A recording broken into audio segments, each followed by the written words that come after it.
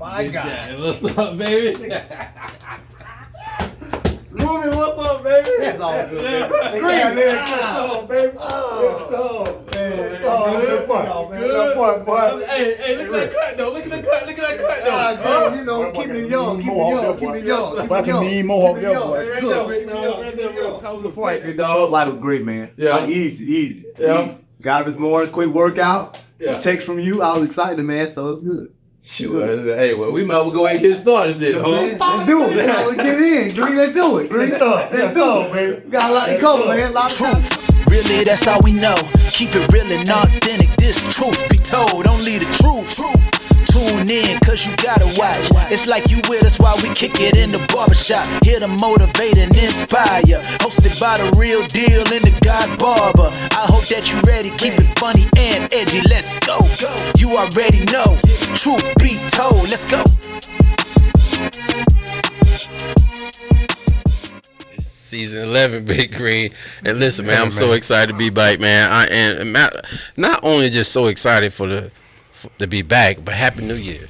This is 2024, baby. Happy New Year, baby. Happy New Year, baby. We here. Man, you looking good in the New Year too, baby. Yeah, man. I'm trying to trim down a little bit, man. Yeah.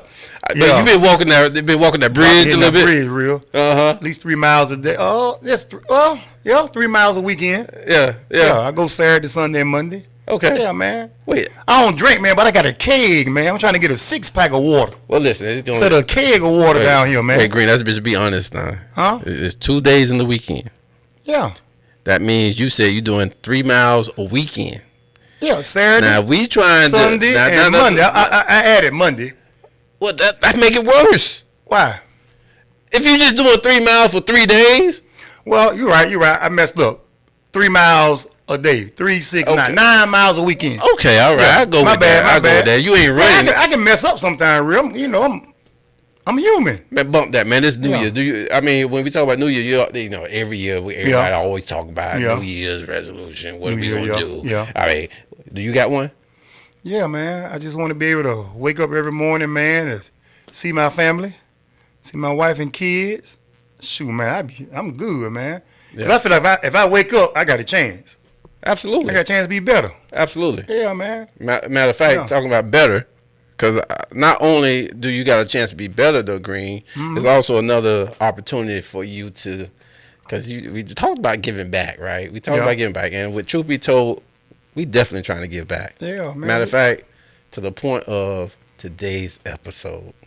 Boy, this is going to be a good one here, boy. Man, I've been waiting for this one, Green. It's going to be a good one. I'm so excited, man. I'm so excited for today's episode, Green, that we got somebody that came in and it's personal for me. You know what I'm saying? It's really personal because I got a lot of love for this individual that we're about to introduce. And it's for many different reasons. And for, you know, most people, when you say that, it may not even be for, you know, most people may be thinking it's for, you know, it's, man, what he done done for you, what he done help you out, you know, whatever. But, man, sometimes I can just sit back and just watch how he moves. And when I do have those opportunities to have conversations with them, it makes a difference in my life. That's the type of movement that I'm talking about. Mm-hmm. The difference that somebody can inspire you, or they can give you some type of message that you have to sit back and just think about. Man, I never thought about it like that, you know. And it actually, you go back and you apply it to your own life, and that's special. So today, man, we got a special one, Big Green, and I've been talking about this for a little while, TBT, but he's finally here. So I don't know, Green. Can we just go ahead and just get into it? Go ahead and get into it, man. I'm ready. All right. Well, listen, man. Let me try to introduce this person. I know I'm going to miss a couple things, but that's okay. You know what I'm saying? One, you know, former Florida Gator wide receiver. He was my roommate, actually, when I was in school, man. Mm-hmm. You know what I'm saying? I'm a little bit older than him. But he came in 96. He came in 96. I came in 95. So he eventually became a roommate, former NFL player with the Tampa Bay Bucks, a mentor, life coach, challenger of the mindset, motivation and also keynote speaker. He's a great dad to his beautiful daughters, Alexis and Aubrey. Husband to who I call Lil Coach, Sabrina Willis. Creative thinker, podcaster, owner of Greater Works, an animation company. Former drug dealer. Got to be more careful. With Eli Lilly. Pharmaceutical company. Oh, okay. You want them type of drug dealer. Oh, okay, boy. Currently the founder and also the CEO of a company called Leadership Surge. Man, I got the honor and the pleasure to introduce you guys, TBT Land, to somebody that's very special to me in my life. Younger than me, but I definitely look up to him. I love his family. It is my honor to introduce Mr. Alex Willis to TBT. Alex, Looking forward to being on the show, man. I know we had some hiccups. Yeah. I'm looking for Green. I've been looking forward to being here. Boy, I heard so much about you, man. So I'm ready for this, man. But you know, Reggie threw me off with that introduction, boy. Drug dealer. He was saying so many good things. He was say a drug dealer. I said, oh. Then Reggie said pharmaceutical drug. But Green, we gonna jump into that today, hopefully a little bit. Yeah. But talk a little bit about it because truth be told, listen, our kids in these neighborhoods, they get a chance to see the best damn businessmen and women of all time. Drug dealers, the best business people of all time. Mm-hmm. If you can sell drugs, oh man, listen, the pressure. I mean, you looking over your shoulder for people coming to get you, 12 coming to get you, somebody trying to take your block. You got to have a good product. You got to be able to do math. You got to be disciplined and stay on the corner on the block. Man, if you get them principles and those foundational skills, man, the boardroom is nothing. When I walk into a boardroom now, because the neighborhoods I grew up in, I'm like, man, worst y'all can tell me is no. I ain't getting killed in this one. I'm good. What are you doing, boy? Man, what you going to do to me, man? That's good, man. Well, listen, man, Alex, what I want to do, man, is I want to take our audience, man, down because this show is going to be about how an individual, a black young man from Jacksonville. Duval County, baby. Oh, okay. Oh, yes, sir. Hey, we already know. Baby. I know a little bit about Jacksonville. Yeah, you do. I went to school up there, college. Water. Oh, boy, you were there, Water? Yes, sir. North Side. Kings Road. Boy, that's why I lived on North Side. King Road. King Road. Boy, you had to run to your door. You had to run to your door. Jenkins Barbecue. Come on. That Boston Bay sauce. Boston Bay sauce. Boy, you better stop it. Boston Bay. What that bag look like? Alex. Greasy. That little greasy bag. Hey, Alex. I used to eat my bread before I eat the meat. Because it's soggy. Boy, It's so no. Boy, you got come on. Some curly fries and boy, you got some action. Hey, real, boy. That boy knows something real. He knows something, man. That boy got me back to Jacksonville, boy. Kings Road, boy. Yes. Morris Cone, boy. Come on, boy. Dormitory. Real. He had to run his dorm, really. Boy, boy. They robbing them college kids. Hey, real. Gunshots sound like telephone rings. Yes. Where he went to school. Yes, sir. Well, I saw a whole thing little change about the university. That was the college right there. Yeah. But this the university now. So everything changed in time. Everything changed. You know what I'm saying? Yeah. So Willis, man, this is what I want to do, man. I want to because I think you have I know your story is powerful. And I want to kind of start from the beginning. So we know you from Jacksonville. Yep. What high school you went to? Reball High School, man. I'm a Trojan, man. Reball. Bleed that blue. Yeah. Bleed that baby blue, man. They stanking it up right now like my Gators. Both teams. Both my undergrad teams stanking it up right now, man. Shit, right? But bleed that baby blue, man. I went to Reball High School. And, it was a special time for me, real. Because unlike you guys, y'all guys was beasts in high school. Mm-hmm. I wasn't, man. I grew up in the hood, but I wasn't a hood nigga like that, man. Man, my mom and dad, I'm like, why we living here? What we doing, man? Them hood athletes good. Yeah, they good. They good. Like, bro, I ain't that good. Right. And so my wife and I was just recently having this conversation.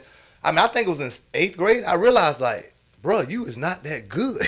Right. So you got to find a way. You gotta find a way. Like, how you going to do this, right? Because these cats faster, they stronger, they bigger.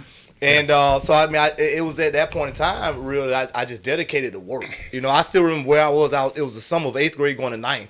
Yeah. And I was going to Reebok senior high, right? I went to the middle school, going to senior high, and I didn't play any at middle school at all, really, right? And so I was in New York because I was spending the summer with my grandparents in Buffalo, New York, Green. And in the basement, man, I just started lifting weights. You know, so every day, 3 times a day, all I'm doing is lifting. Weights. Like lifting. I met some young cats who were in college who kind of started showing me how to run routes, and so they kind of helped me out a little bit. So I came back that summer and didn't play, man, at all. So I didn't play until my junior year. At all. Like, didn't touch the field really at all, right? And truth be told, the only reason I really got a look from Florida was because at my high school, we had the #1 running back in the country. Lavernius Cole. Yes. Trouble. Yeah, trouble. Yeah. So every Friday, man, we had every coach in America coming to get him. Gotcha. You know what I'm saying? The process of it, and the Gators wanted him. So Zook was the recruiter at the time, and Zook wanted him. Right. And so Zook at one time, because he wanted Lavernius, was like, me and Lavernius was boys. So me and Lavernius was like just cool in high school with that. And so they were saying, hey, Lavernius, you come here, man, we'll bring Alex too.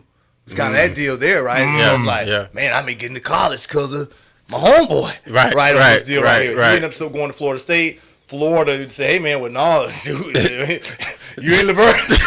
That's crazy, man. You ain't Lavernius, bro. You know what I'm saying? But Coach Dixon, the receiver coach, called me, and he was like, hey, man, I think you could walk on here. I think you should. I think you could be a preferred walk-on and do a good job here. And so at that point in time, you know, I decided to go, but I had to figure out how. Right. Let me stop you right there because, you know, normally, you know, when you hear preferred walk-on, that means you don't have a scholarship. Right. No scholarship. But you still are able to go to, they're asking you, they're inviting you, and you'll be a part of the team, but you got to come up with some finances. Some money. So real. That's why I'm going with you. So how did I come up with that money? Well, a couple ways. One, mom always been on me hard about academics, right? So my mom was an educator, and she finished her career being the president of our community college in Jacksonville, Florida, right? And so she was always on me about grades. So I finished tops in my class, like top 3 in the class, right? So because of that, I had some kind of a little bit of academic money, but not a lot, just a little bit, right? I think probably like $2,000 maybe. And so what I found out through doing research was that UF was offering money to young black engineers. So shit, guess what I wanted to be?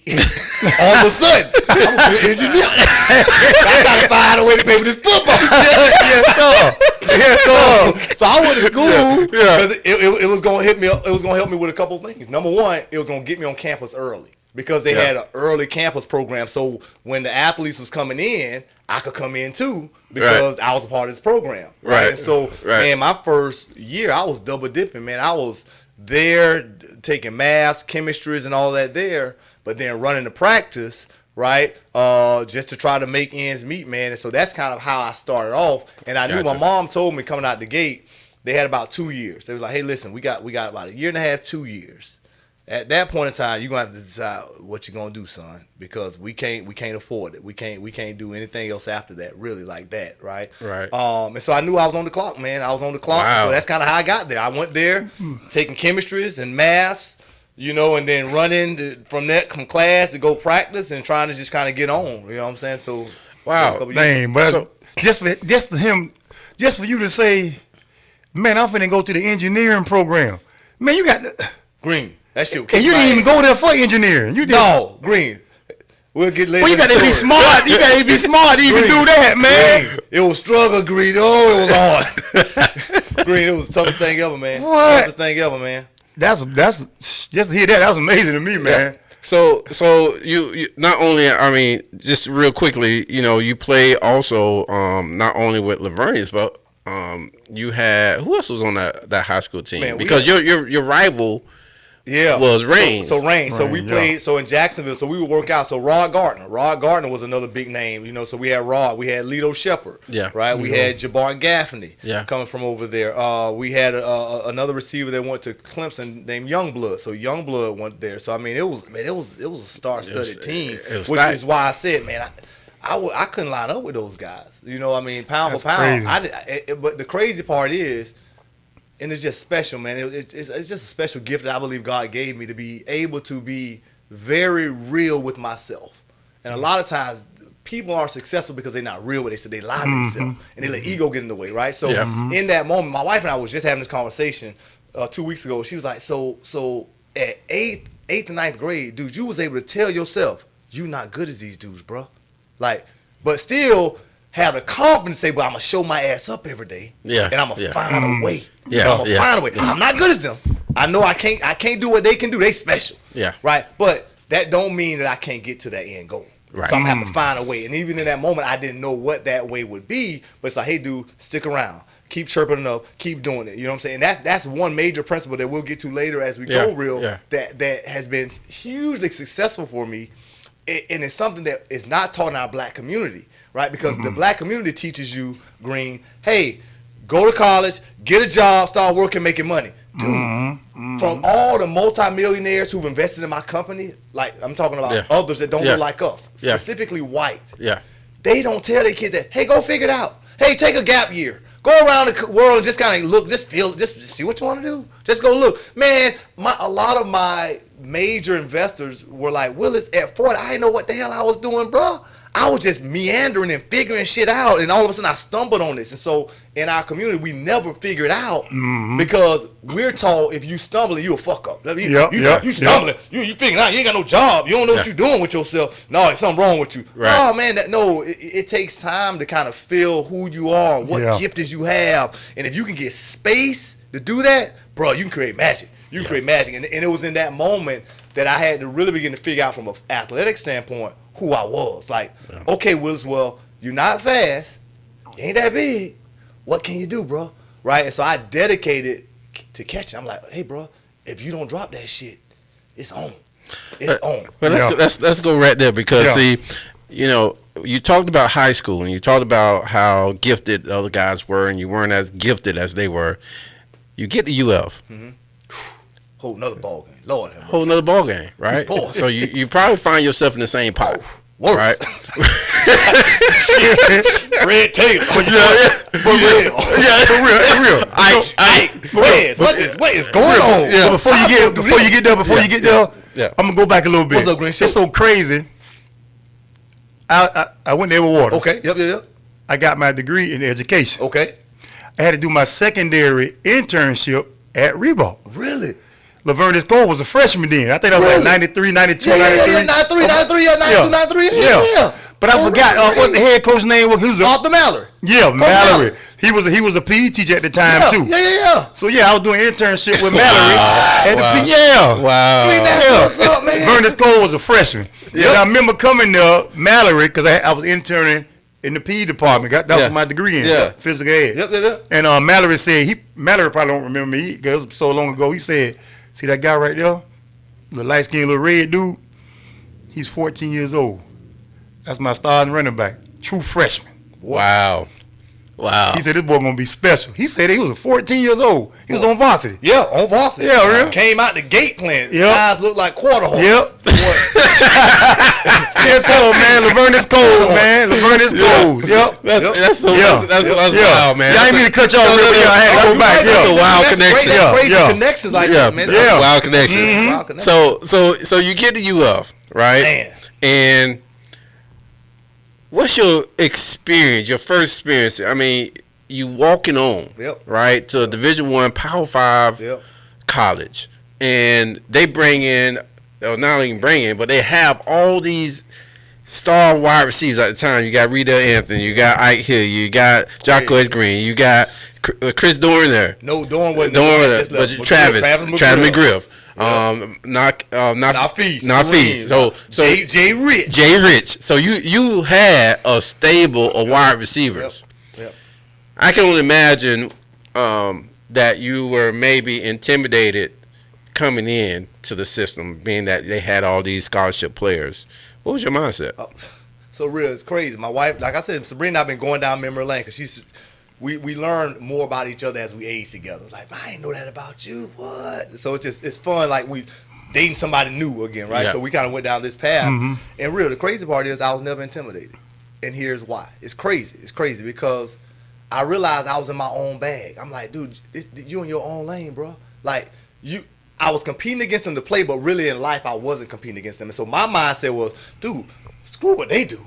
You're just trying to be the best Alex tomorrow. Like, just show up and be the best you can be, right? So I was keeping score myself, never keeping score with Feast or Ike or Fred Taylor or anybody else. So I'm not like, well, what's Fred? What's their 40 time? Ooh, what's my 40 time? No, bro. Like, give max effort in your lane, right? So it's another lesson I learned really early of the power of staying in your own lane. Here's what I learned this really early on, and it's something I still live with to this day. Nobody, I'm gonna say this again though, nobody could be Alex being Alex. Oprah, I kick Oprah ass being Alex.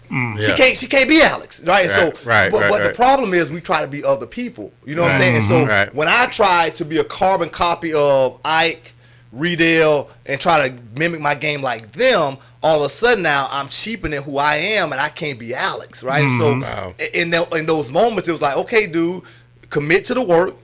Commit to the effort. We know that there's a gap because I can tell from an athletic standpoint and knowing that, but still not comparing myself to them, even knowing that. That makes sense, right? So every day I'm just competing with myself saying, hey, how do you get better, man? How do you get better? What does that look like for you? Right. You know, so to be honest with you, and it's crazy because you would think you would be intimidated, but I was never intimidated, never saw them like competition like that. And I'm like, dude, just go out there and do what you do, man. Do your thing. Right. And, you know, I was fortunate enough to be one of the scholarship players that come on that team. But here's the big difference between me and you. I didn't have that drive like you did. I got you. I didn't have that work ethic like you had. So simple things as doing gaskers. When I supposed to be leaning on Alex, Alex supposed to be leaning on me, I'm leaning on Alex. You know, literally leaning on Alex to get me through the next 12 or 5 gassers. When we were able to become roommates, that was a special time in my life because I was able to really see how he prepared for the game and how he prepared himself to put himself in that position because he wasn't. Right. So you came on as a walk-on, but you left as a captain. How did that happen?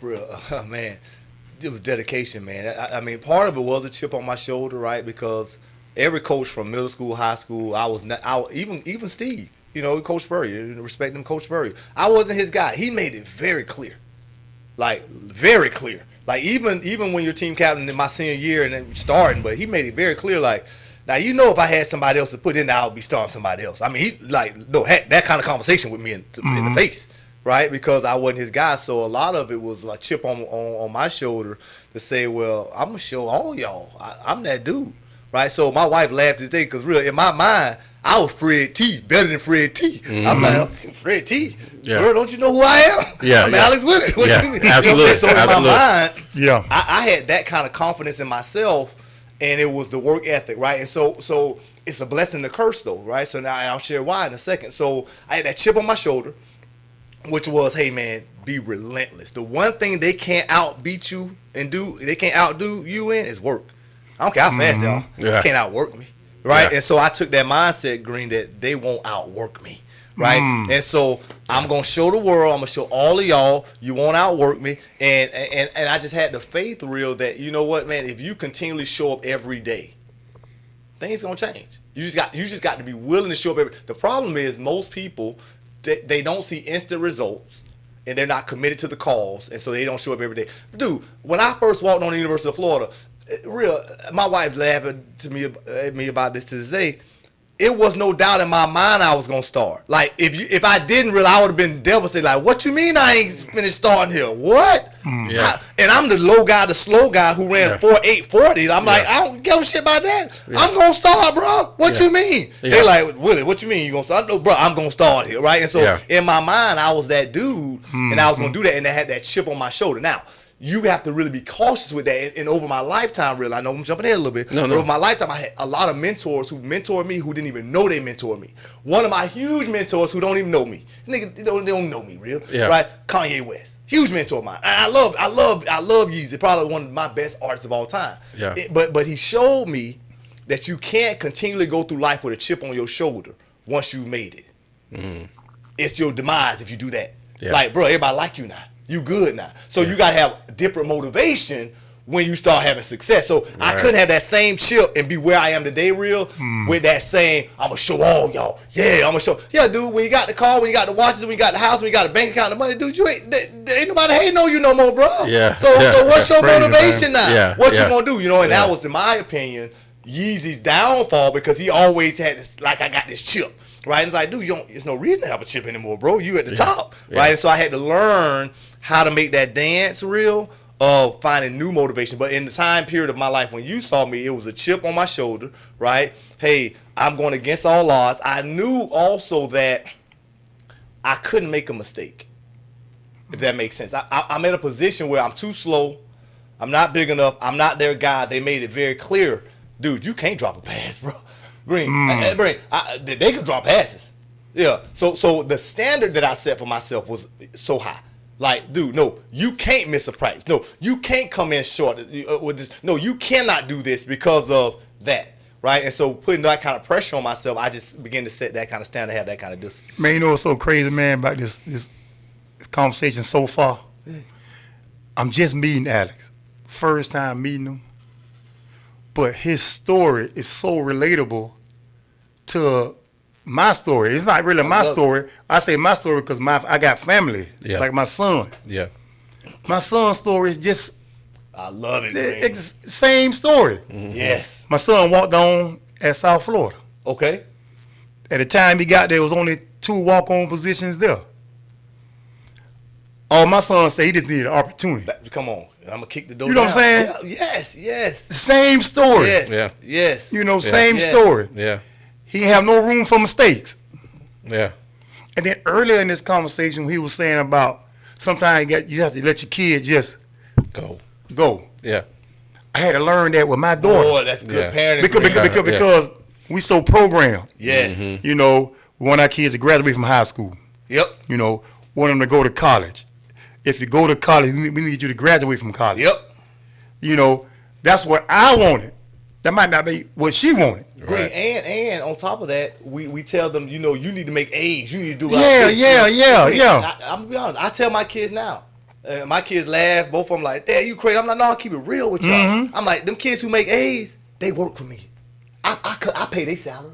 You know. I'm like, I wasn't no A student like that when I got to college, and they all them work for me, baby. So you need to crazy, figure it man. out. You figure life out. You figure out how to do it, man. You be a good C student. You could run the world. There you go, man. You That's run the world a because you great- really know how to shake and jive and get in your bag. You know, what I'm saying? They just program to know what the numbers is. So I call them right now.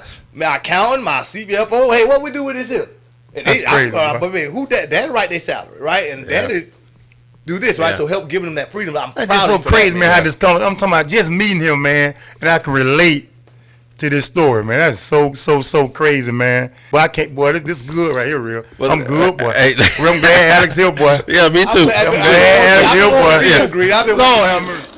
You became on scholarship. When did they offer you that scholarship? my junior year. So my junior year, I'll never forget, man. Miss Sabrina, we recently talked about this again. Man, this probably one of the, you know how you have some highlights in your life that's just special moments. They get you tear up even when you think about it. Yeah. You know what I'm saying? I mean, that moment right there for me, Green, man, that moment, I tear up off that moment there. More than anything, more than being named team captain, all that, more than any of that right there. No, that moment there, and the reason was because we was on the practice field. And man, Coach Spurrier called us up after practice, you know what I'm saying? So we were about to break down for practice. And he just like, fellas, I just want you to know, we're putting Willis on scholarship. And Green, it wasn't even a scholarship. It was the way my teammates erupted for me, dog. I get emotional to that shit right now, man. They was like, well, that boy. I mean, you would have thought they was on scholarship, and it's all the scholarship players. So it's like, I guess I mean, it's, you know, at that time it was you know, it was other players, but they were just going nuts because they had seen my work. You know what I'm saying? They seen the dedication, and so man, they carried me off the field, going nuts, man. And that's just a special moment, just because That's crazy, my teammates boy. seen that. Well, is it earned? It's That's earned. crazy, man. It's a different ball game, real. It's earned. That's You know what I'm crazy, saying? man. A lot of times people get those scholarships, and heck, they would have probably said, "Well, real, did you really earn this scholarship? Like, you really did." Bro, you probably shouldn't be here. You know what I'm saying? That's crazy, but man. the way he went about it and how he achieved that, earned that scholarship. Just like Earned your son, it, he man. earned it. So Hold on. Was Charlie Strong there? Yep. No, Charlie Strong had left. No, Charlie Strong wasn't there. Charlie Strong. He wasn't there? He wasn't there at the time. No. Charlie Strong was my son head coach Really? at South Florida. Really? Yeah. Yeah. Good coach right there. I did go back because I did some chaplain work with them, so I got a chance to talk Okay, to Charlie. okay. Charlie, cool dude. So let's go to you finished up college. Yep. And you end up graduating with what? Business. So man, when they put me on scholarship, man, that day I told engineering they could kiss it. I went straight to the college. Hey, I just need y'all to know I'm transferring out this college. Immediately. Green. Told them chemical engineer major, y'all can have this shit, man. I'm out of here, Jack. Hey, real. I wish I could stand up right now, real. That boy got that scholarship. He got bougie. Like I was pop walking out the car. Oh, boy. Yeah, boy. That boy got bougie, boy. That boy got bougie with that scholarship, boy. Yeah, no. Same day. Called my mama. Told her my dad. Walked straight to the engineering college and told him, I'm out of here. out of here, Jack. I'm out of here. I ain't doing this no more. Yeah. And so I finished up in business, which, Finished truth up be in told, best thing I could have ever done. Right? Okay. And it just goes to show how, just how God leads your path. You know what I'm saying? I mean, had I not done that, man, I wouldn't be where I am today. I mean, that was a huge moment in my life as well. You know, finishing in business, right? Because it gave me that opportunity to be able to understand business, and for the last 25 years, man, that's all I do, right? Run companies, which is awesome. Big. I want to go to. You left college, Yep. and I believe you were immediately into the pharmaceutical business, So right? NFL first. So I went to Tampa Benefit, first. yes. Went to Tampa first. Ended up getting cut, right? And trying to figure it out real. So that and the only reason I want to go there because I want to be honest with your audience, right? Yep. I want to be honest with your audience. Probably the lowest time of my life, right? Lowest time of my life was that point because at that point in time, I mean, it sounds like a Cinderella story. Like, hey man, we're on scholarship, team captain, starting, do that one. You know how the story ends. Wah, wah, wah, right? That ball deflated. Yeah. That ball, I mean, the air went out of that one. Yeah. Right? And I'm like, what am I going to do? So, I mean, I ended up going back home, and I had a degree, but I didn't know what to do. I was lost. So, real, I went back home. Dude, I'm driving. I still remember this. I'm driving a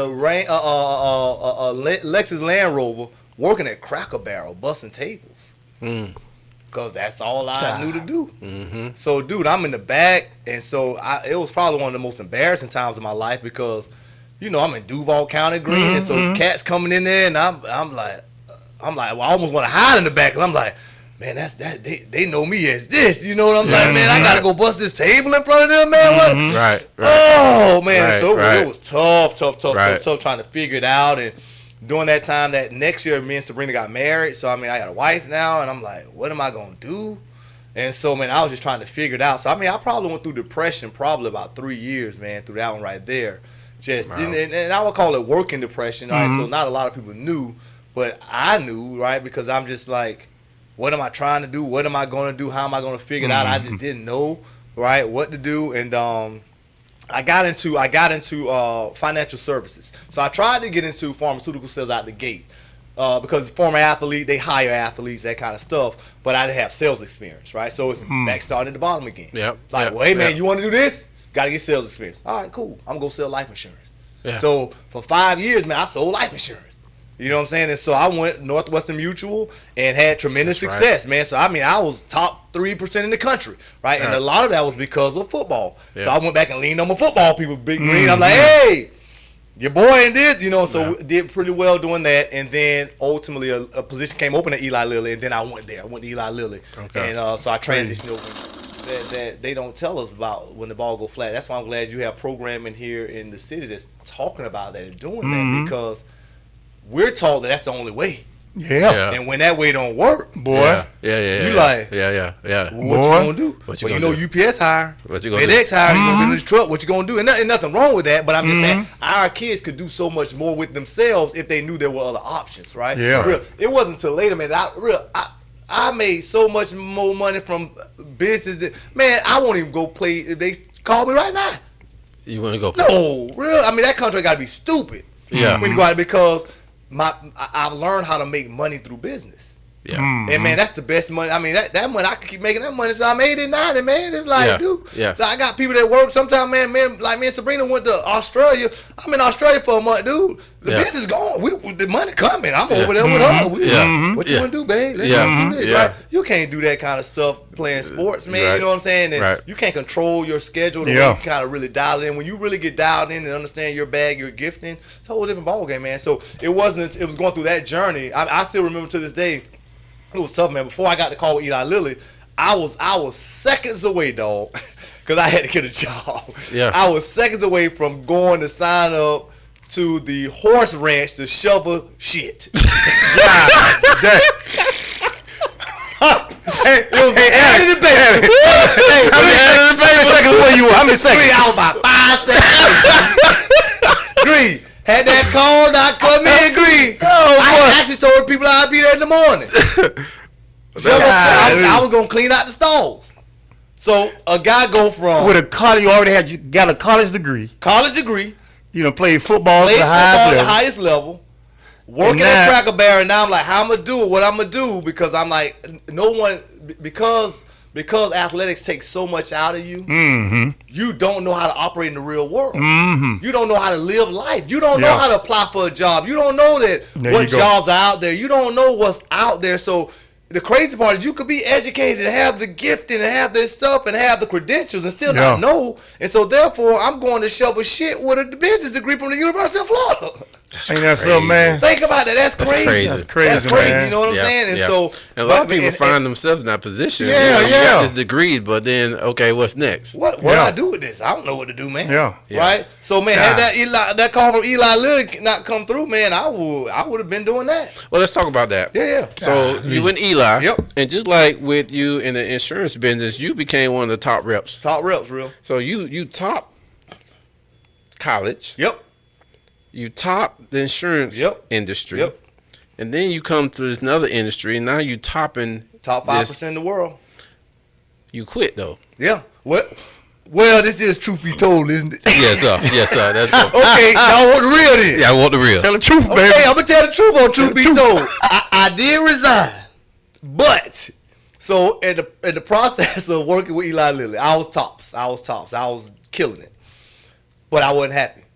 I was not happy, dude, and it was not competition to me. My manager thought it was, man, because I had Cialis, and we was going against Viagra. It's Cialis versus Viagra, man. I'm like, dude, this ain't no competition, man. I played football. This ain't good. So it was at that point in time I really began to realize I wanted my own company. I wanted to do my own business. So that's when I started Greater Works Animation Studio Reel, and I was cheating on them people clock real. For real. I was dropping samples off, not seeing doctors, getting fake signatures. I was back home by 10 o'clock for 3 years straight. Oh, Lord. I would leave the house at 8. Back by 10. Working on my game. I was working on reading up Walt Disney, how Walt did it. I'm back in school, get my animation degree. I'm putting my team together. So, man, I had a whole underground scam going on, boy. So let me ask you this. That's that Jacksonville right there. That's north side right there, boy. But let me ask you this, because I've been around you. I mean, we've been in the trenches. You know what I'm saying? We been at that door. You know.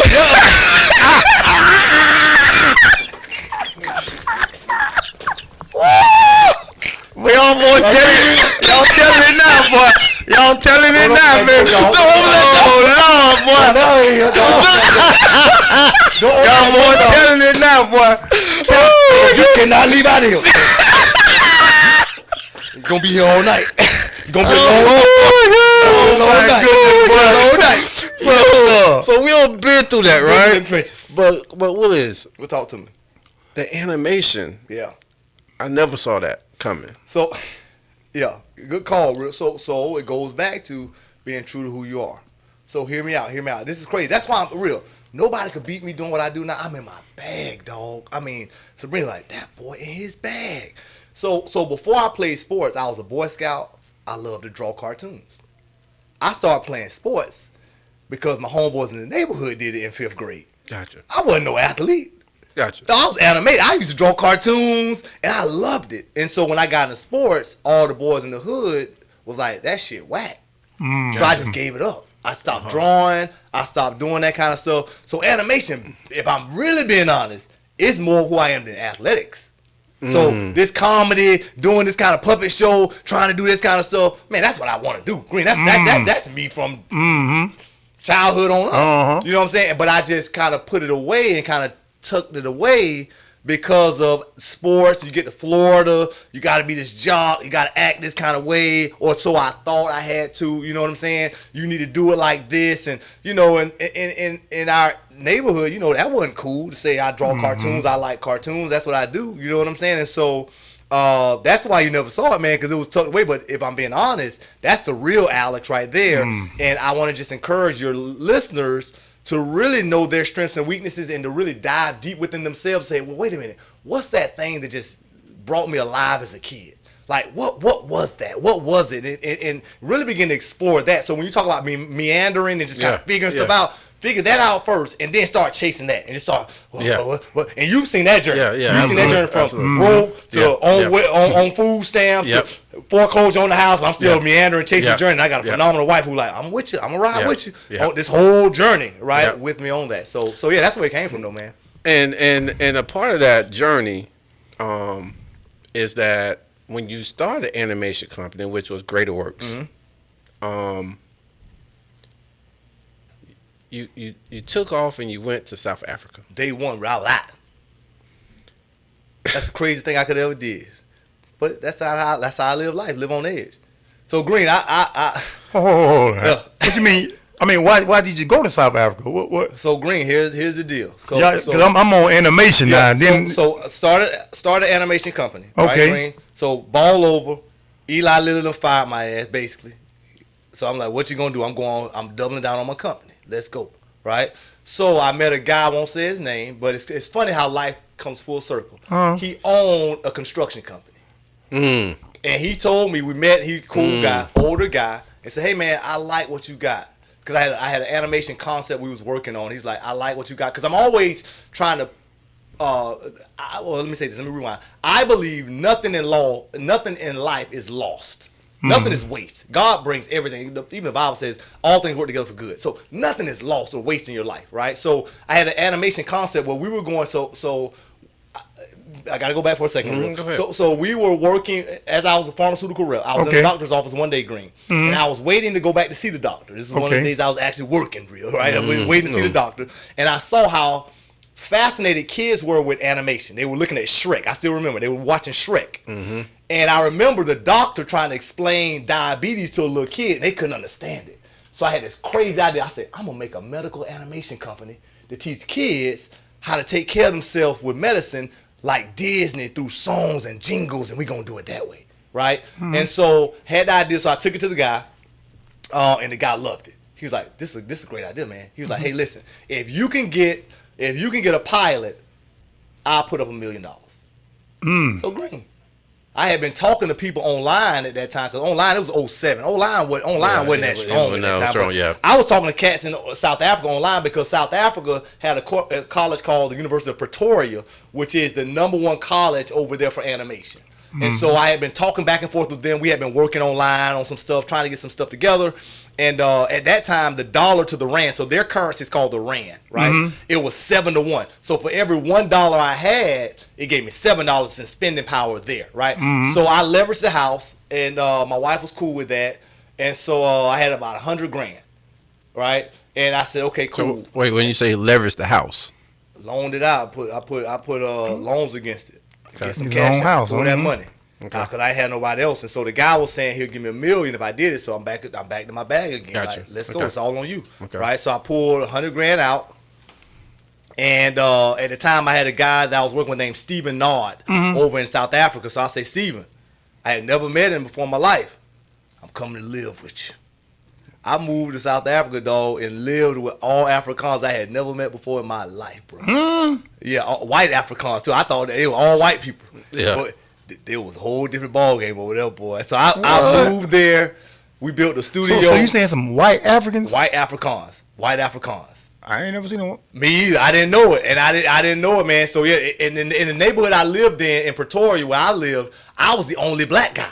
What? So when I would go walking, everybody like, what is going on right here, right? And so so I moved there real to leverage my money for one, because the guy told me that we could do it, and if we got this pilot together, he would give me $1 million. And so I moved there. So I was there about a few months, probably like 3 months. We working on the pilot, but I did everything wrong. I did everything wrong, man. But like I said, nothing is lost when you go back and review your life, right? And that's the problem we don't do a lot of times with our people, especially. We make a mistake, we just go on. Like, But it comes back to how I say nothing is lost, dude. I'm gonna bring this group right here full circle, because look, after a football loss, bro, you better believe you go back and watch that damn tape. They not gonna let you say, well, we lost that game, let's just go on to the next one. Hell no. We finna go in here. We're going to break this thing down play by play. So real, I began to, at that point in time, I really began to apply all the principles of football to real life. Like, go back and watch the tape, bro. What happened? Right? And so I went there with the American way. So the South African culture is totally different than our culture. They take a lot of smoke breaks. They take naps in the afternoon. They don't work weekends. And I came in with like, no, screw that. We got $1 million on the line. Y'all asked me to be here on time. Man, put them cigarettes out. Let's go. Right, and I lost the staff. I lost everybody, man. So everybody I was paying there, they was pissed off, mad. So the project started falling slowly behind. And I still remember it was 4:30 in the morning there in South Africa, because if I'm not mistaken, they're 7 hours. I think they're 7 hours ahead of us.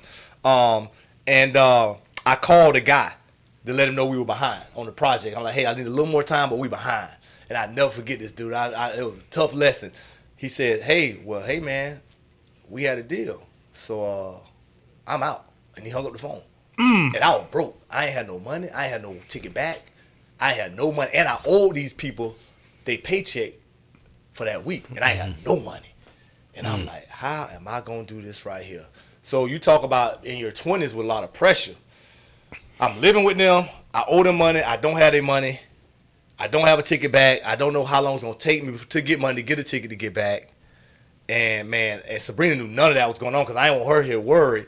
So, man, that was probably the toughest month of my life ever, just living under that pressure and stress, and his mom and grandma all on my when you gonna pay us? When you gonna we gonna kick you out? And you like, you don't speak the language really, bro, and you like in another country, and you like, man, you know what I'm saying? And so it was really, really scary, challenging at that point in time.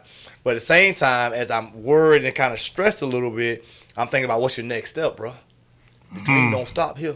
So while I was in South Africa, I signed up for Full Sail in Orlando Animation College to say, let's learn the back end of business and animation. Okay, you done rewind the tape, you realize how you jack this up, but when you land and touch down in the States, when you get back, bro, day one, you going to school, you going back to school, right? So I got a master's in entertainment business because I realized how much I had messed up there. You know what I'm saying? Gotcha. But at that point in time, I had lost everything. So when I came back, I mean, I didn't have a job, I didn't have any money. And so we had to put foreclosure on the house. You know what I'm saying? And so Sabrina and I, we boxed it up, man. And it's still as crazy as that. My wife be laughing like crazy, a boy. That's why she get whatever she want. It don't matter what she want. Yeah. When she want it, what she want. Well, just a minute. She don't work. Don't work. Yeah, you don't do that. You do whatever you want to do. That's so crazy. It's on you. But, but I look at it, just listen to it. That was God's plan. Oh, man. Because he didn't lose his sanity. Big time, Green. If it wasn't God's plan, he probably went crazy and probably would have did something over there he ain't got no business doing. Right. You know? Right. Yeah. Probably could have committed suicide. Right. Yeah. You know? Yeah. But by being God's plan, yeah, the step was already made for him. Yeah. He just had to keep his sanity and believe in it. He been shoot, man. Totally. You up in Africa, man, not knowing nobody. Oh, dude. And you supposed to pay people? Look, boy. Man. And Green, it showed how it was God's plan. I promised them, I said, listen, when I get back, I promise I'm going to pay y'all. And dog, they let me go. They was cool with that. You know what I'm saying? And I paid them. You know what I'm saying? I think I paid $8,000. I promise I'll get it. I don't know how I'm going to get it, but I will get it. Yeah. Right? And so I was able to get it. Boy. I want to talk about animation and just a little bit of your talent. I want to show your creation with is it Wayne? Yeah, Wayne. Yeah, cool. Yeah. Oh, cool, Wayne. Wayne the Frog? Yeah, Wayne the Frog, man. Wayne. So let's show this real quick, and then we'll come right back. Got your ass. What you doing? Got me What you what? looking at? I see you got your laptop and your computer on your lap in Man, the basement. I'm sitting here this late reflecting. at this reflecting. That's what you call it these days. You know- Reflecting, huh? Wayne, have you ever thought about life's journey in its final chapter? What about you? Have you ever thought about life's journey in its final chapter? Like what does life look like at the end? Well, yeah, for me, I thought about, if I could do it all over again, what would I do? Well, I would eat more insects, eat more flies, and definitely kiss more princesses. Come here, girl. Come here, girl. Yeah, definitely kiss more princesses.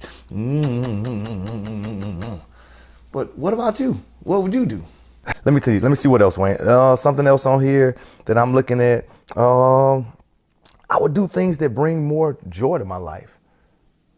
Like hang out with Sabrina more. I would actually be more romantic and woo her more. I got hood just then, Wayne. Her, right? I would woo her more. Huh. Yeah, I would. I would also, Wayne, let my daughters know. I would let my daughters feel that I love them and not just know it. I think oftentimes as a dad, I'm so protective, and so they know that I love them, but I don't necessarily get emotional all the time to let them feel that I love them. And so I think if I could do things differently, another thing on my list here is that I would definitely make them feel it, make them feel it. Make What the else? What else? girls Let me see. feel What else? that What else? you What else? What else? What else? love them. What else would I do differently on here? That's real shit. That's real shit. I like it. Man, we are really going deep. Man, Sabrina, ooh, yeah, you do have a fine wife. I must admit, boy. Ooh, wait. I mean, I'm just saying. You know what else I would do? You said I'm it looking first. at I'm this just league. agreeing with you. I You would have a fine wife. care Just looking less. at that, man, that clip was amazing to me because, it is comical, right? But at the same time, you hit some really strong points when you was talking about your wife and you were talking about your daughters, right?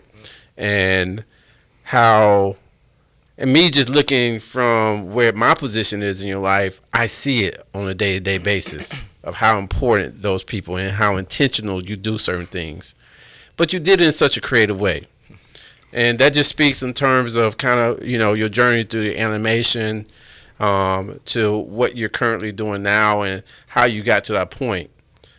But with your family, and the fact that you lost that money, you end up putting your family in a position. Mm-hmm.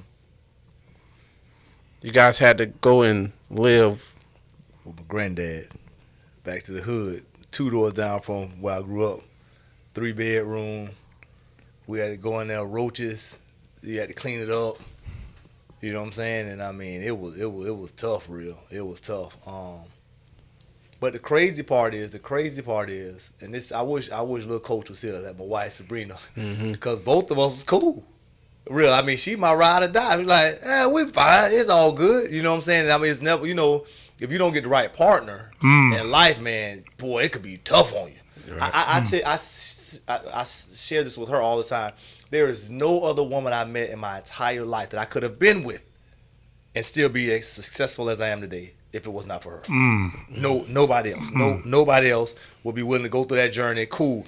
Sabrina is the only woman in my life to say, hey, dude, it ain't about the stuff.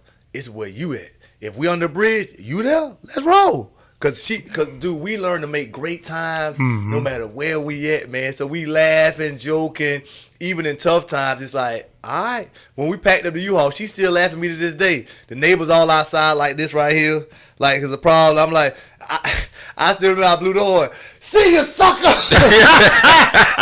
Because in my mind, I was like, this little ass house anyway. Oh, Lord. Neighborhood. And my wife be laughing. She like, you did that to them. I'm like, and what they doing now? Yeah. See where we live now? They like, yeah. I told y'all, I don't know what y'all was on. I was on something else. Right. So it's always, I'm always pushing. So let me rewind, because we talked about principles of success.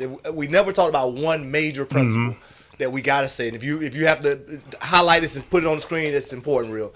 Most people are not successful because they don't know what they want in life.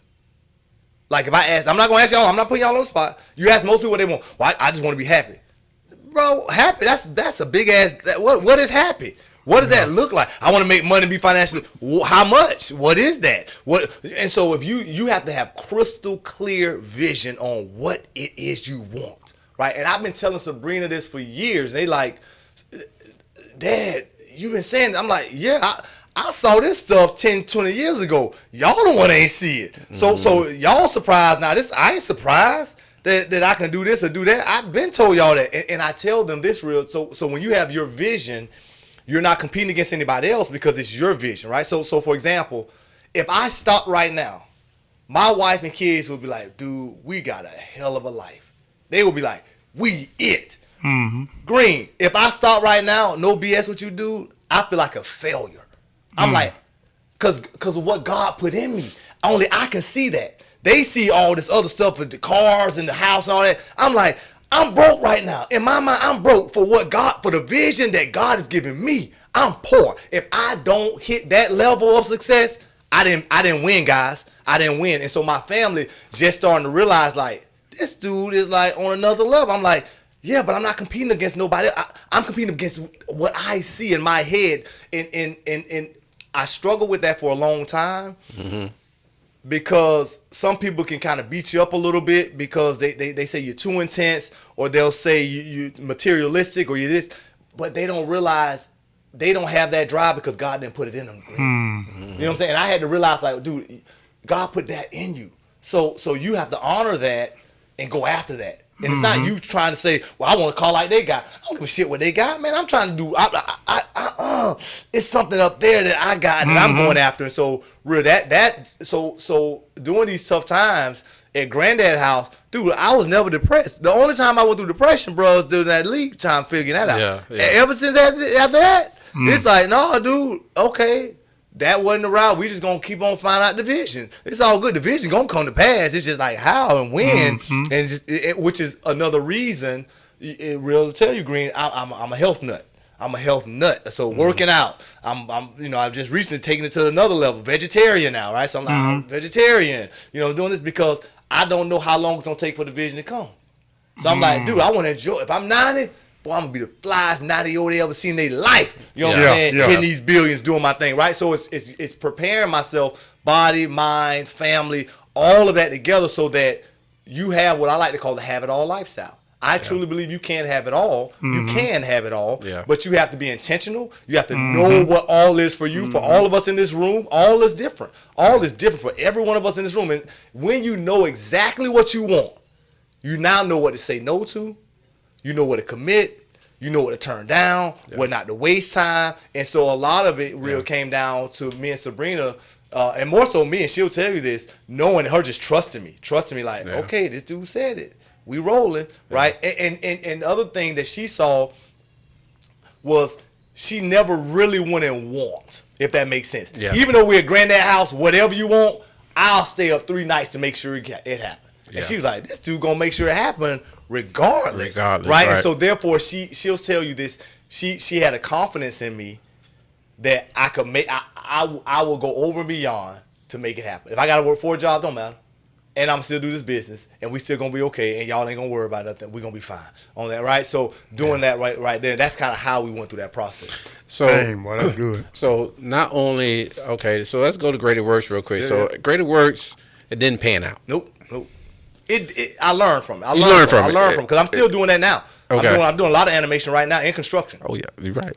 That's all we're doing now, right? So after Greater Works, you did start diving into some other things that probably did not prosper the way that you wanted to prosper. Yep. One being the school app, me and you. But real, I got an app right now, Leadership Surge app, real, for construction companies. That we launched in January. So it all comes back, dog. And so the app got animation in it. The app got games in it.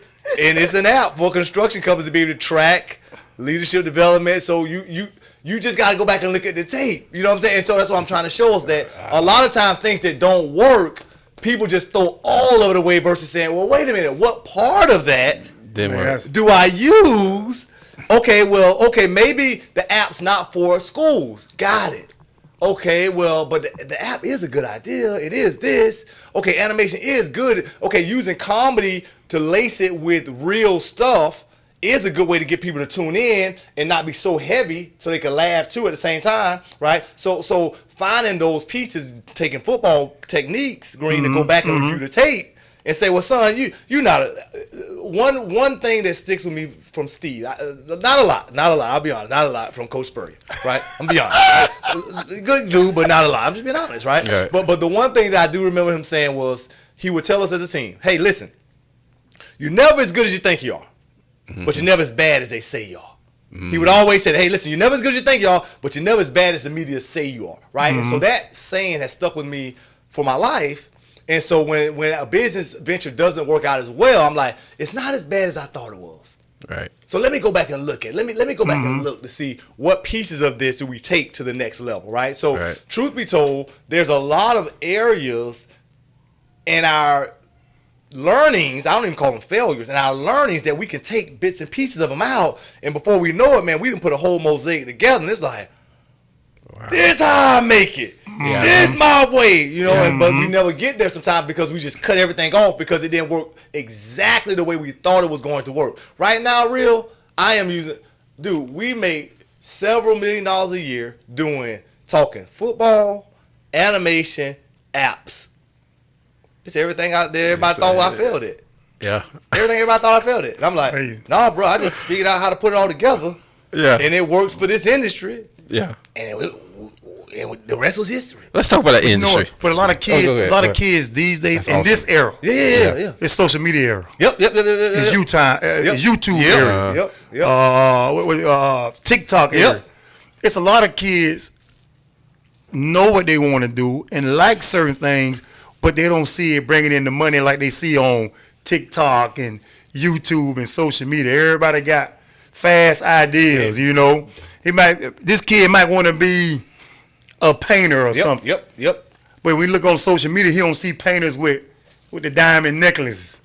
I'm with you. He don't see the Mercedes Benz, right, and stuff like that. So a lot of kids know what they want, but don't see the money in it like they see on social media. And so, Green, this is why I tell kids this is why it goes back to football again. This is why you have to fall in love with the process and fall in love with the journey, not the destination. Too many kids fall in love with the destination. Yeah. They like, no, I want to get, and here's the crazy part. Here's crazy part. I can just share it on this story, you know, just being real honest, right? Because there's been several moments in my life where I realized the best part of the whole adventure was the journey, man. Right? And kids don't realize that. They say, Green, I went and bought a Range Rover. I'm like, I bought the ultimate, the best one I could buy. I'm like, well, when I do this, yeah. At that first damn red light, I was like, this all this shit feel like? I'm bumping Rick Ross at the first damn red light. I'm like, this all this shit feel like? Yeah. You know what I'm saying? Green, I always saw cats go buy watches, spend a shitload on watches. Yeah. I bought 2 banging watches. Green, I would. That's what it's like. Yeah.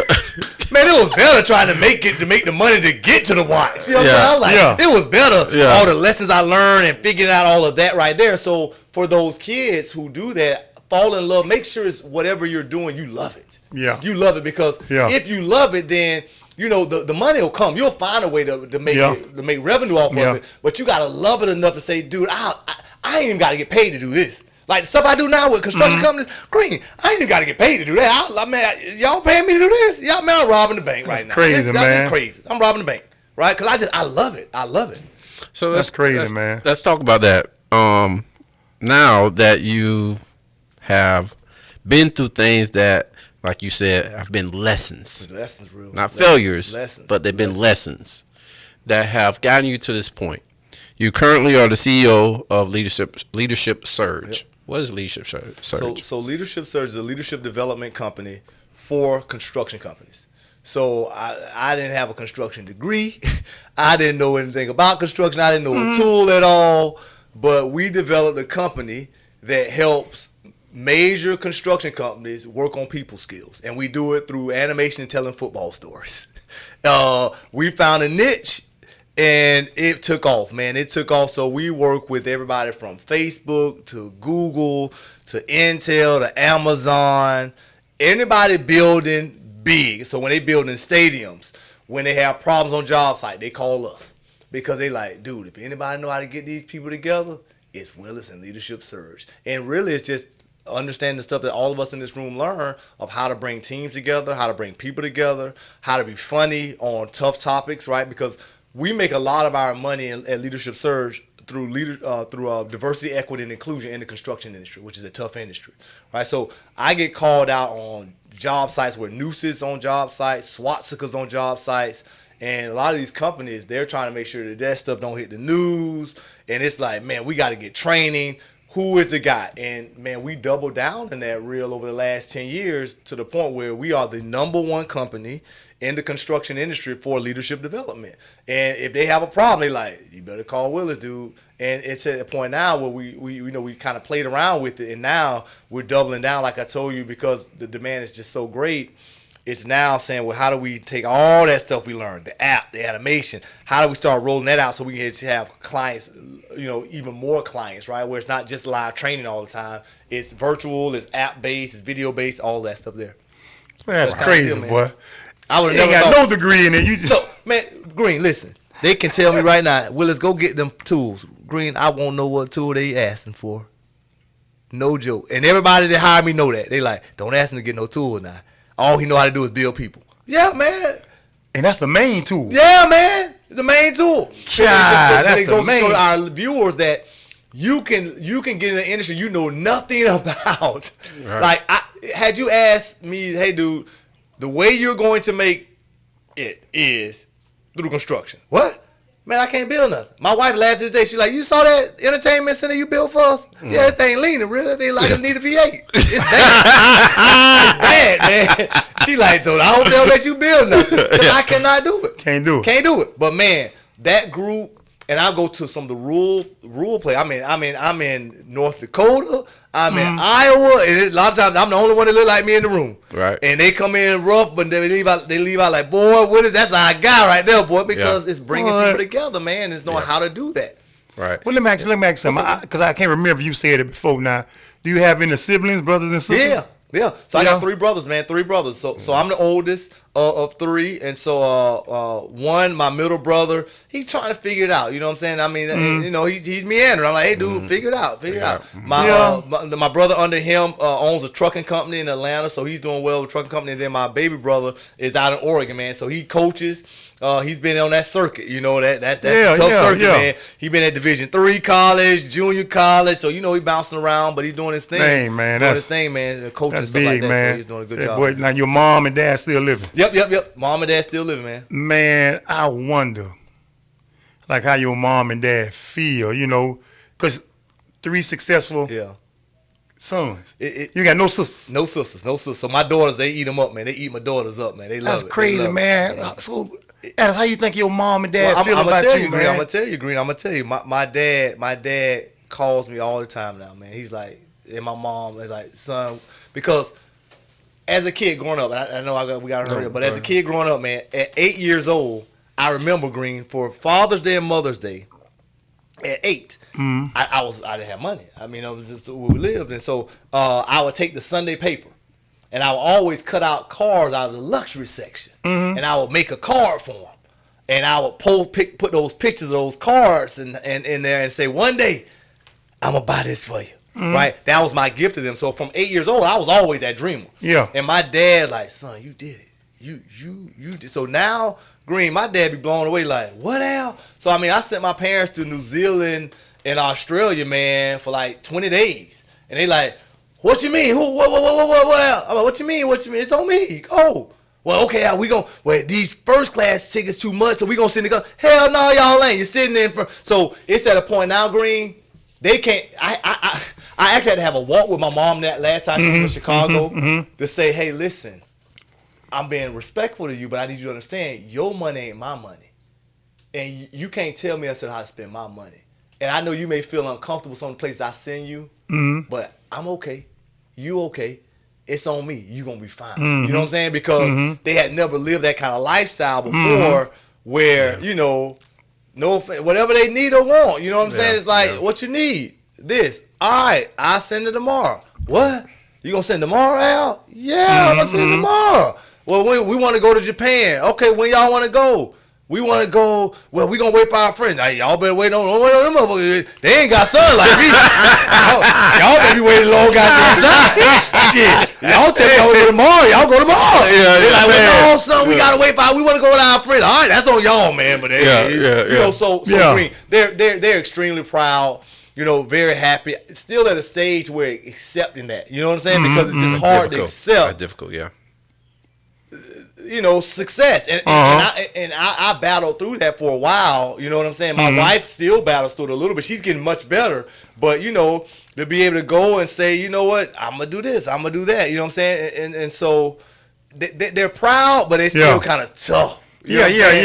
But the crazy part to me that I love to share with our kids and our people in the community is success is so crazy.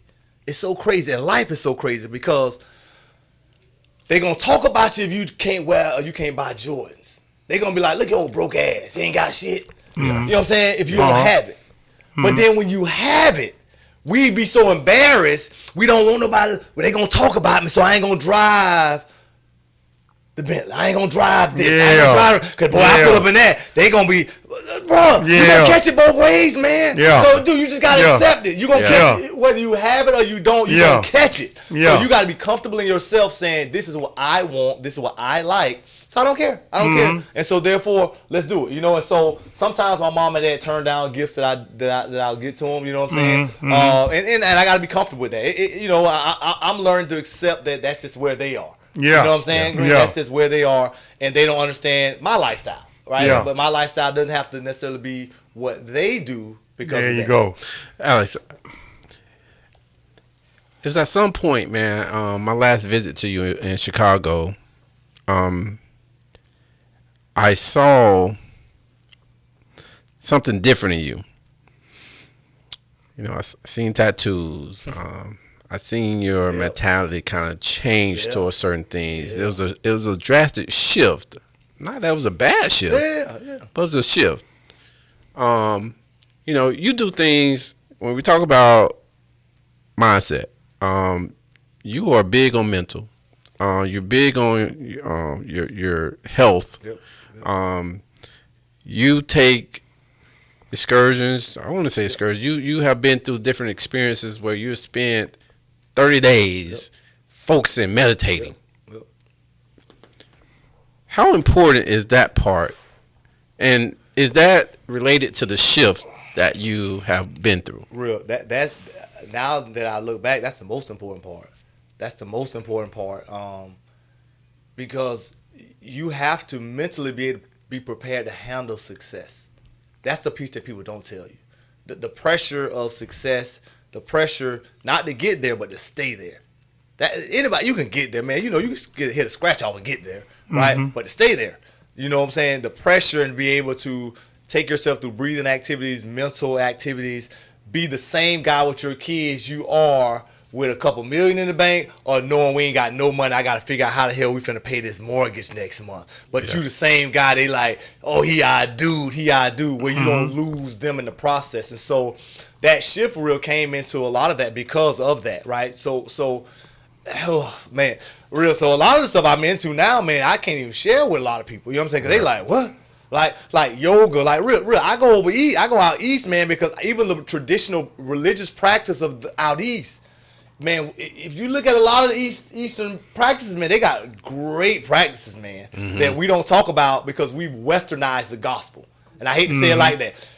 The gospel was in the Middle East, man, and we failed to realize that they was really influenced by a lot of the stuff, meditation, and, you know, we don't use those kind of terms in church, you know what I'm saying? But that, I mean, for you to write Revelations, man, that's a vision. That is meditation. That is in a deep meditation to see what's going on. And so we fail to be ourselves a lot of times because we think it's just showing up. You go to church, you just check the box, you just do this. No, bro, it's meditation, it's journaling, it's going out in nature, it's walking, it's doing those kind of things. You know, it's alms. It's a lot of those kind of things and principles that you can begin to tap into who you are. So what you're seeing now, real, is who Alex is. This is who Alex always was, man. You know, and so, you know, I always liked the tattoos and wanted to be like this and wear my style and be who I was. But I was in corporate America. So I'm like, good morning. How are you guys? Right? Because I'm like, that's how I have to make it. And I'm like, no, it's not, dude. And what helped me even be more myself is the more I begin to realize, Green, the more I begin to tap into me and be who I am and be in my bag, the more the world like that shit. They like, we'll pay whatever you say to come out here. Right? Really? That's when I'm like, what? So I've been this carbon copy the whole time, not realizing that the more I'm me, you're going to have some people who don't like it, and that's okay. But the more you begin to be true to who you are, the more you really begin to grow, the more you really begin to have these aha moments, man, because now it's like I'm being totally authentic. I'm not being fake. I curse. My mom, I'm not mom, but it's me, mama. It is what it is, mama. You know, hey, if you come to your church, it's cool, but no, it's me, mom. It's me. All right, you know. And they like, no, that's my son. Y'all say what y'all want. No, that's him. That's him. You know what I'm saying? So it's not allowing life or the overculture to box me in. Yeah. And so what you saw was a guy who's really finally getting it real, and I'm opening up even more to be like comfortable in it and saying it and walking in that truth. Yeah. And the more you can begin to do that, the more it frees my kids up. Absolutely. Say, oh, well, Dad, we can do that. Yeah, hell yeah, you can do that. Do it like that. You don't got no life box you in, right? So it's me stepping outside that box, man. Well, I'll tell you, bro, you definitely have done an amazing job in doing that, and not only do when I say that, you know, I saw that shift in you. But it's for the better. You kind of tokened effort. Yeah. Oh, totally real. Totally effort. Totally. All right. Real. It goes back to, and it's crazy, because it's, you know, the tighter you hold on to something, the harder it is to keep it. You know what I'm saying? I mean, but you know, what's for you it's gonna be for you. You know what I'm saying? God has ordained some things in your life, dude. It's gonna be there. You know what I'm saying? And so I'm realizing that ultimately he has a great plan for me. And I'm like, dude, F it, why I'm stressing about all this? Real. If you think I've been F it lately, real, this next phase of life, real. Real. This next level, my wife right now like, this Negro crazy. Real. Like, real. I done took the whole December off. She like, he ain't. Like, real. I came back from the yoga retreat like, I'm not working no more the rest of the year. Yeah. They like, what? Yeah. You good there? Yeah, I'm good. I'm just going to meditate and woosah. Yeah. That's real, because I mean, I believe that, you know, we can do some amazing things when we really begin tapping in ourselves. That's where the magic happens, right? And we'll spend that time. But you know what's so crazy, though? Yeah. You know, I'm just sitting there listening, man. I'm just enjoying everything you saying. But I'm going to flip it over to real. It's a blessing for you, real, to even have a friend like this, man. To even have a college roommate. Because I'm going to tell you, bro, you know, we from the hood. Yeah. Yeah. You know, east side, inner city. It ain't too many homeboys even them been through stuff he been through. All our homeboys been through the same stuff. We in the same circle. But to even have a friend with an open mind, to even know who he is. Yeah. Even taking these journeys. Yeah. That's good for you to be around that, your kids, you know, just to see somebody who done it a different way than we was taught. You know, we was taught only way we can travel the world, we got to catch that football. Right. We got to shoot that basketball. We got to hit that baseball, or we got to kick a soccer ball. Right. Yeah. They didn't tell us we can do it that way. Right. Right. You know, and a lot of people might want to do it that way. They're afraid to do it that way because they're going outside their comfort zone. Yeah. I'll tell you this, Green, man.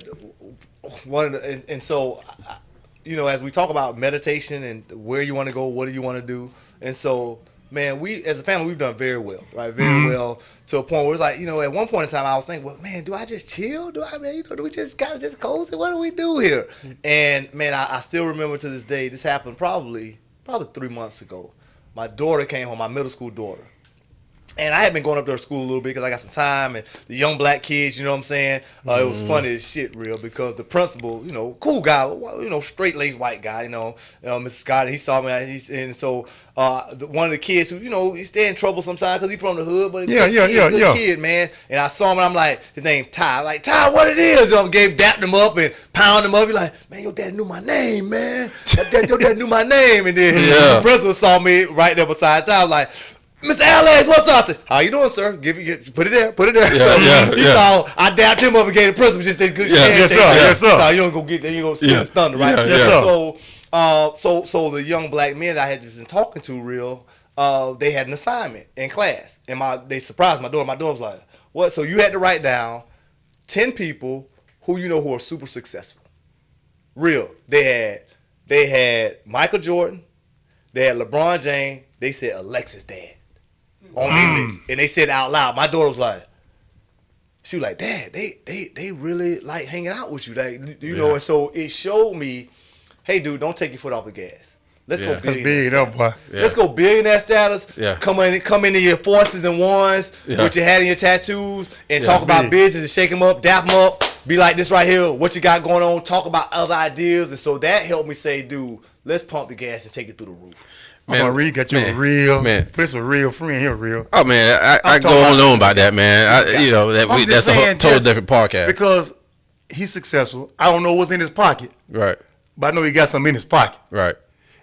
The first thing I heard him say when he came out here from Chicago, I'm staying at Real House. Oh yeah, yeah. He got enough money to go. Yeah. Stay somewhere else. Gotta go see the kids. It ain't too many big pocket guys, even they got good friends, gonna stay at their house, man. I go get me a big time hotel somewhere. I go stay over here. Right. That boy say I'm at your house, Real. Yeah.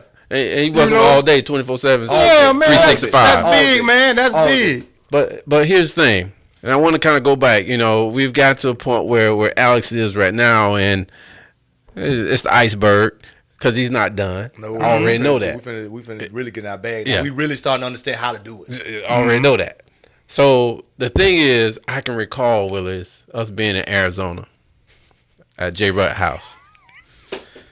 Right? Yes, Real. And, you know, Johnny had been, he made it to the league. He was playing for Arizona Cardinals. And at that time, me and Willis is still in school. Okay. You know, so, but he's up there. He's doing his thing. And, you know, of course, your homeboy's going to look out for you. Hey, come on up. You know what I'm saying? So we go up and visit Johnny. We don't got nothing in our pockets. Zero. You know what I'm saying? We got nothing in our pockets, boy. We so scrub. You know what I'm saying? We scrub. But the thing about it, what made that night so special, we scrub, but we don't figure out, okay, let's dress the part. Yeah. Johnny didn't want to go out that night. He didn't want to go out. You stay in. Give us your jewelry. Yeah. We iced out, Big Green. Benz out, iced out. Looking good. Right? So we head out. You know what I'm saying? Yeah. Shoot. So I'm talking about homeboy the way who we gonna be tonight. You know what I'm saying? What team we play for? So we scheming, Green. We say, Lord, boy. We say, wait a minute. We out here in Phoenix. At the time, we had to pick. We say, well, who won't they know? Yeah. Both of us look at each other and say, the Bengals. But this is like 98. I know the Bengals. We play for the Bengals, dog. All night long. Yeah. We the Bengals. Y'all know who we is. Bengals play? Huh? That's who we are. We the Bengals. My dog all night long, boy. Yeah, but this story sounds familiar, boy. Somebody we know, boy. Yeah, I know. But I brought that up because one thing he's always said, I don't got NFL money now. Now, power of now. Power of yet. But Real, you're gonna be coming to me. You know, Johnny and Bruce and all them guys, Fred T. Nah. Real, he said from this. day one. He said this. You said it. They were first rounders, Real. We gonna do some stuff. Don't worry about it, Real. Trust me. Day one. This is 98. 98, baby. That's real talk. 98. That's real talk. And that's why I'm talking about the will. Willing, the will you put in, right? He willed success. He's willed success, and he's not done. And, you know, I wanted to share with TBT because, man, he's such an inspiration to me. And I knew if he would come on the show, if you pay attention, you listen to everything he's talking about tonight, you'll realize, man, he ain't no different than me and you. No, man. Same, dude. That's why I love going to talk to kids and just people. Because I'm like, dude, it's just, I practice those principles that we all learn from football. I go back and watch the tape. And most people, because here's my promise that I make to myself into life. I promise life that, hey, listen, if I learn how to be successful, I'm going to teach it to everyone. And not like just say, well, just go work hard. No.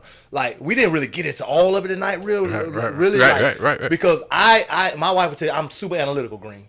So I have notebooks of like what I did. Like, no, you did this, like this, like this. Step one, dude, I got Alex rules. I got 37 Alex rules. You can ask me, Alex, I'll read off one of them to you now. Like, oh, Alex rule number 37 is this, that. Because over time, it's about putting a playbook together. And most people don't have a playbook of success. So like, say, listen, know what you're going after. Be very clear on that. Hey, number 2, refuse to negotiate with yourself.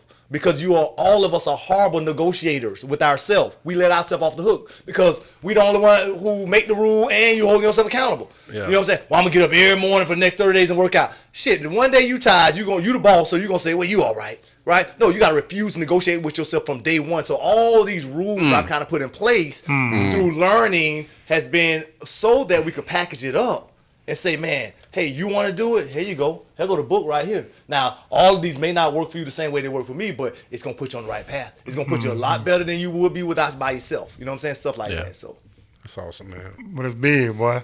I just respect Alex, man, because respect y'all, man. Thank y'all for having me. Man, I'm talking about Alex.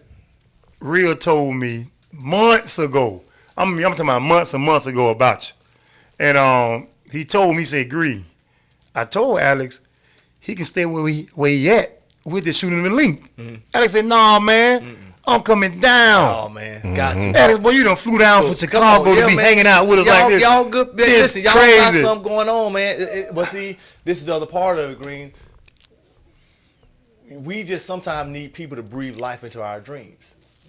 You know what I'm saying? And so sometimes the problem is we don't have people that look like us who have vision to say, oh, I see what y'all boys doing, Green. Boy, let me breathe some life into this. Yeah, man, I got you. No, I'm coming down, man. I'll do it. You know what I'm saying? And so that is what we need more people doing with our young people to be able to blow light, be able to look beyond the trouble, the grades, what's going on right now. I don't see that. Like the little dude Ty told you about. Man, the dude is a great kid. He jacking up in school, bad grades, all this stuff. I'm like, no, bro, you him. No, I see. If school that, put that this side. This right here, this that thing. Right? Yeah. So it's coming down, Green, because y'all got something, man. Y'all educating the community. Y'all doing this, the podcast. Y'all have put the work in and been disciplined and committed to it. C11, bro, that don't come by overnight. That's saying, you know what, man, we gonna build this. We committed to the cause. Yeah. You know what I'm saying? Yeah. So, man, I'm honored just to be here, man, to be honest. Appreciate it. This is the highlight of my month. Well, now, let me ask you, we about to close? We're going to close in a second. But I got something for you. Okay. Before you do that. Okay, I can't let him close.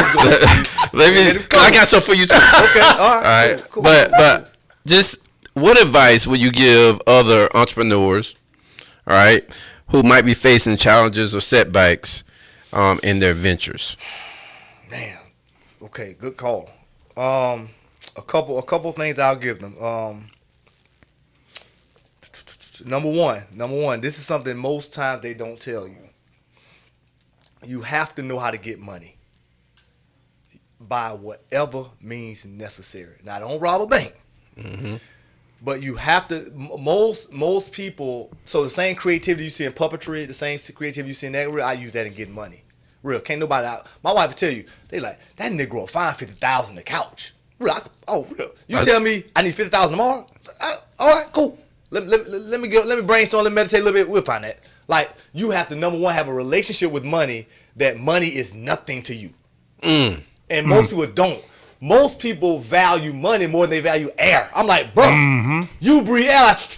And don't you like nothing. That's how I treat money, real. So my kids be like, boy, Pop, he take trip it up. What y'all want to do with it? It's money. It's money. It's like food. It's money. It's air. So number one, you have to change your relationship with money where it's not like this. It's like F it. That's money, man. We're going to find money. It's so much money in the world, ridiculous, right? That's number one. Number two, with that money principle is find ways for whatever means necessary. You have to be relentless. And what I mean by that is, real, I done credit carded it up to get to where I need to go. You know, banks tell me no, okay, no worries. Y'all ain't the only be all end all be all. Real, I done took shark money. Well, real, I was having $500 a day come out of my account one time, having to figure that out. Real, I had no money, and I'm like, they gonna get that $500 in the morning. Real, my wife would tell you, I would know what time they pull the money. I gotta have that money in the account by 6:20 a.m. because they pulled in. So you gotta know how to jiggle. Rob Peter to pay Paul in those startup phases because it takes money to make your vision come to pass. And you got to be willing to say, okay, cool, I'm going to double down on credit cards. I'm going to double down on shark money. Hey, I'm going to talk to friends and family. There is nothing I want. I wrote a short little book that I haven't put out, but we'll see. But I talk about the parallels of success and a crackhead. Mm-hmm. Really, if you want to see what success look like, bro, look at a crackhead. They are the most successful people in the world. And people hate that I say that. A crackhead is the most successful person in the world. Dog, they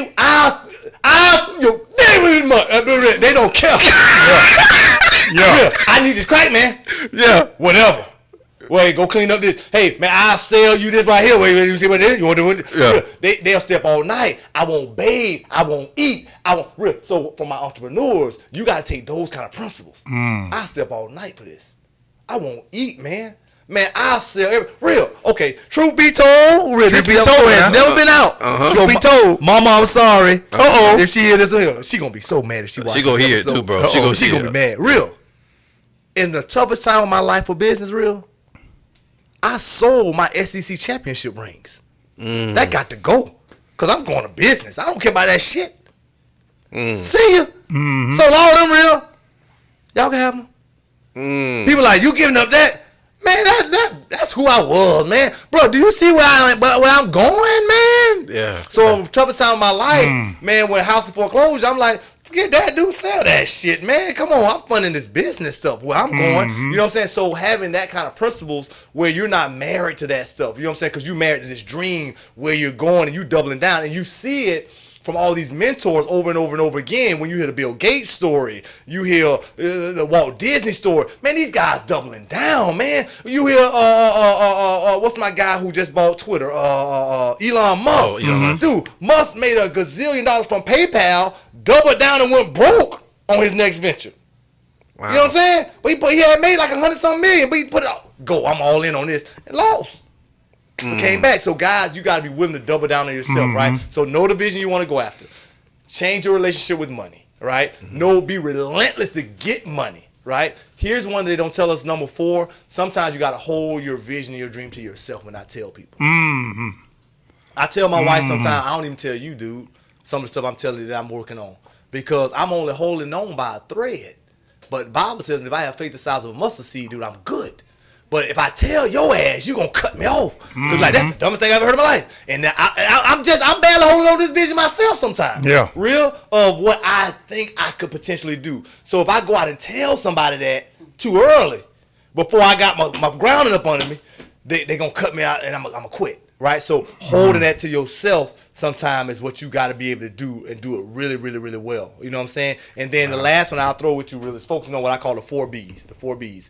Body, balance, being, and business. Right? The 4 B's. Body, balance, being, and business. I learned from a coach out in San Diego. Phenomenal guy. And so body is understanding how my health, my mental health, my body, physically, because to be successful in business, dude, it's taxing. It's like football. Bro, you got to be able to handle stress and pressure, not break down. You know what I'm saying? And so balance is your family. What do you want to do with them? And so connecting with them, you can't be so engulfed in business and your vision and business ideas that your kids and your spouse, boyfriend, girlfriend, partner, just throw them to the side. You got to be able to intertwine them into your vision so that they are a master part of what you do. And then being, right? Your connection with a higher power and a purpose. You got to know what that is, right? Sometimes most people spend all their time in the business box. All they focus on is, I'm going to do this, go and get this money, do this, and they losing everything else around them. And truth be told, they're not as successful in business because these other 3 boxes are draining the energy and life out of them. Versus when you're going after big goals, dog, we learned something in math called congruency, right? Congruent. When you're going after big goals, you need everything to be lined up and congruent. Yeah. My health, my mental, my relationship with my wife and my kids, my purpose with God, who I am, my mental, how I'm doing it, all that's lining up with business, dude. Now we can take off. We can take off now. But the problem is most people can't take off, and business owners can't take off because they think it's all about this business box. And they dying, they out of shape. They don't have the energy to do this. They can't stay up like they need to because, you know, they don't have the energy. Their relationship's not right. You know what I'm saying? So they have to be able to do that. And then the last thing I'll leave with, the last thing is you need to be able to, when it's time, bring everybody in on the vision. So my kids are in on the vision. They know their role in the vision. Your ass do not need to act up in school for me and your mama to have to come up there and do some crazy shit. That messes up the vision. Does that make sense? So everybody in the family knowing, hey, no, this is my role in the vision. Where we going, this is here. And we party and we have a good time like this because we on track for the vision because I'm doing my job. It's almost like a coach and it's football again, man. Know your assignment and do your job. We in deep third, bro. You got back. Your job is back there, bro. Deep third, you know what I'm saying? So everybody in our family knows the job. And so as an entrepreneur, you can, when you have your family on the same path and everybody knows the vision, everybody knows their role of the vision real, now all of a sudden now, they're not going to fight you. When you have to be going away for 2 weeks, for 3 weeks, because I know the vision. The problem is most times we stay in this business box, we haven't done these other things, we haven't told them the vision, and it looks very selfish now. And you're away in it. Well, I'm out here with these kids, and I'm having to do this, and you doing this, you know. Versus knowing, no. Remember, that's the part of the vision. That's part of the vision. That's the vision. That's your role. So we can do this, and so those will be the things I'll share with them. That's powerful, bro. Well, I'm tell you, boy. Man, listen, Big Will. I got many. Hey, this big coach, this big Willie. You know what I'm saying? Hey, he got a lot of nicknames, man. Yes, sir, listen, man. Listen, this is my guy. I see it, man. So many stories, man. So many. It's amazing, and hopefully, man, at some point you'll come back and we can talk. We can talk family a little bit more, man, because you have done an amazing job at being the head of your household, being that time and travel and still being able to just try to connect things. And like I said, it hasn't been easy, but you do it. Can I say one thing on that real? Go ahead, you finish. Not only that you do it, but you have people that are watching you, right? Like myself. Thank you. And a part of me watching you and what you've done for me, and I'm telling you now, I'm happy you're not one of those teammates that's a yes sir, yes ma'am, yeah you're right, but you'll tell me when I'm wrong. That is the biggest thing that you can ever do for me, because it helps me grow and it puts me in my place to say that, damn, my homeboy say I'm wrong. I'm wrong. Or my homeboy say, man, you need to do this way. Then I need to do it that way. You know. So man, you have no. You can't even imagine how much I love you, bro. Ditto. You know, and I appreciate just the fact that you came down here to be in the set tonight. It's an honor. The fact that you're away from your family again, just to do this and share what I know of Alex, the little part of what I know of Alex, the little part that he shared with the world, is just an honor, bro. So I thank you. And, you know, just a small token outside you staying in my mother effing house now. Small token. Boy, at your house, baby. I'll be the coat, main man coat. My main man coat, I'm coming in tonight. Yes, sir, baby. Yes, sir. A small token is just a gift from Troof Be Told, man. To you guys, man. To you, Alex. Yes, sir, baby. I appreciate it. Just a small token of our love. Thank y'all. T Green, man. Boy. T Green. Appreciate you, man. Boy, it's been a good backyard conversation. Yeah. Because I don't look at this as podcasting. We just conversating, That's all. man. Yeah, I Backyard, love it. I man. love it. Backyard, man. And Backyard. y'all put that vibe out. I'm too. trying to Yeah. tell you, man. I'm tell you what I always say. I always say this. Everybody can talk, but everybody don't tell the truth. Yeah. Yeah. And boy, Alex, boy, you told the truth tonight, man, and we enjoyed it, man. I'm just still dumbfounded, man, because your life story is relatable Yeah. to mine. That's crazy, man. So, hey, man, good sit down, man. That's the goal, man, as we kind of do that, to show so many superstars, athletes, right? So many rock stars, even our CEOs, they do a great job of making themselves not relatable. You know what I'm saying? It's like, I'm elite. You ain't like me, bro. You know what I'm saying? Versus, I said the one thing I wanted people to do, see me. So I'm gonna ride around that Ghost one day. I'm gonna come in that Ghost, and I want to be super relatable. Cool as a mother, yeah, dog. What? Ghost. You know what I'm saying? Just coming in and go like in that car where it's just chill, right? To do what you just did. So thank you, man. Yeah, I'm honored appreciate that you, would say that man. because that's the goal, man. To not make myself elite. I'm like, no, dude, I'm not bragging about the stuff we do and where we go and how we do it. No, it's to say, bro, if I can do that, oh man, come on, you go on do it too, man. Go on out there, US Open. Go on out there, do this. Go on, do it. Yeah, man, you can do it too. You know what I'm saying? man. So it's cool, very cool. Any teammates with teammates with Big Green, man. My Yeah, brother. yeah, Big absolutely. Florida, man. Shout out Big Green. Yeah. God, Green. So what? Yeah. So hey, so I got some of y'all. So season 1, right?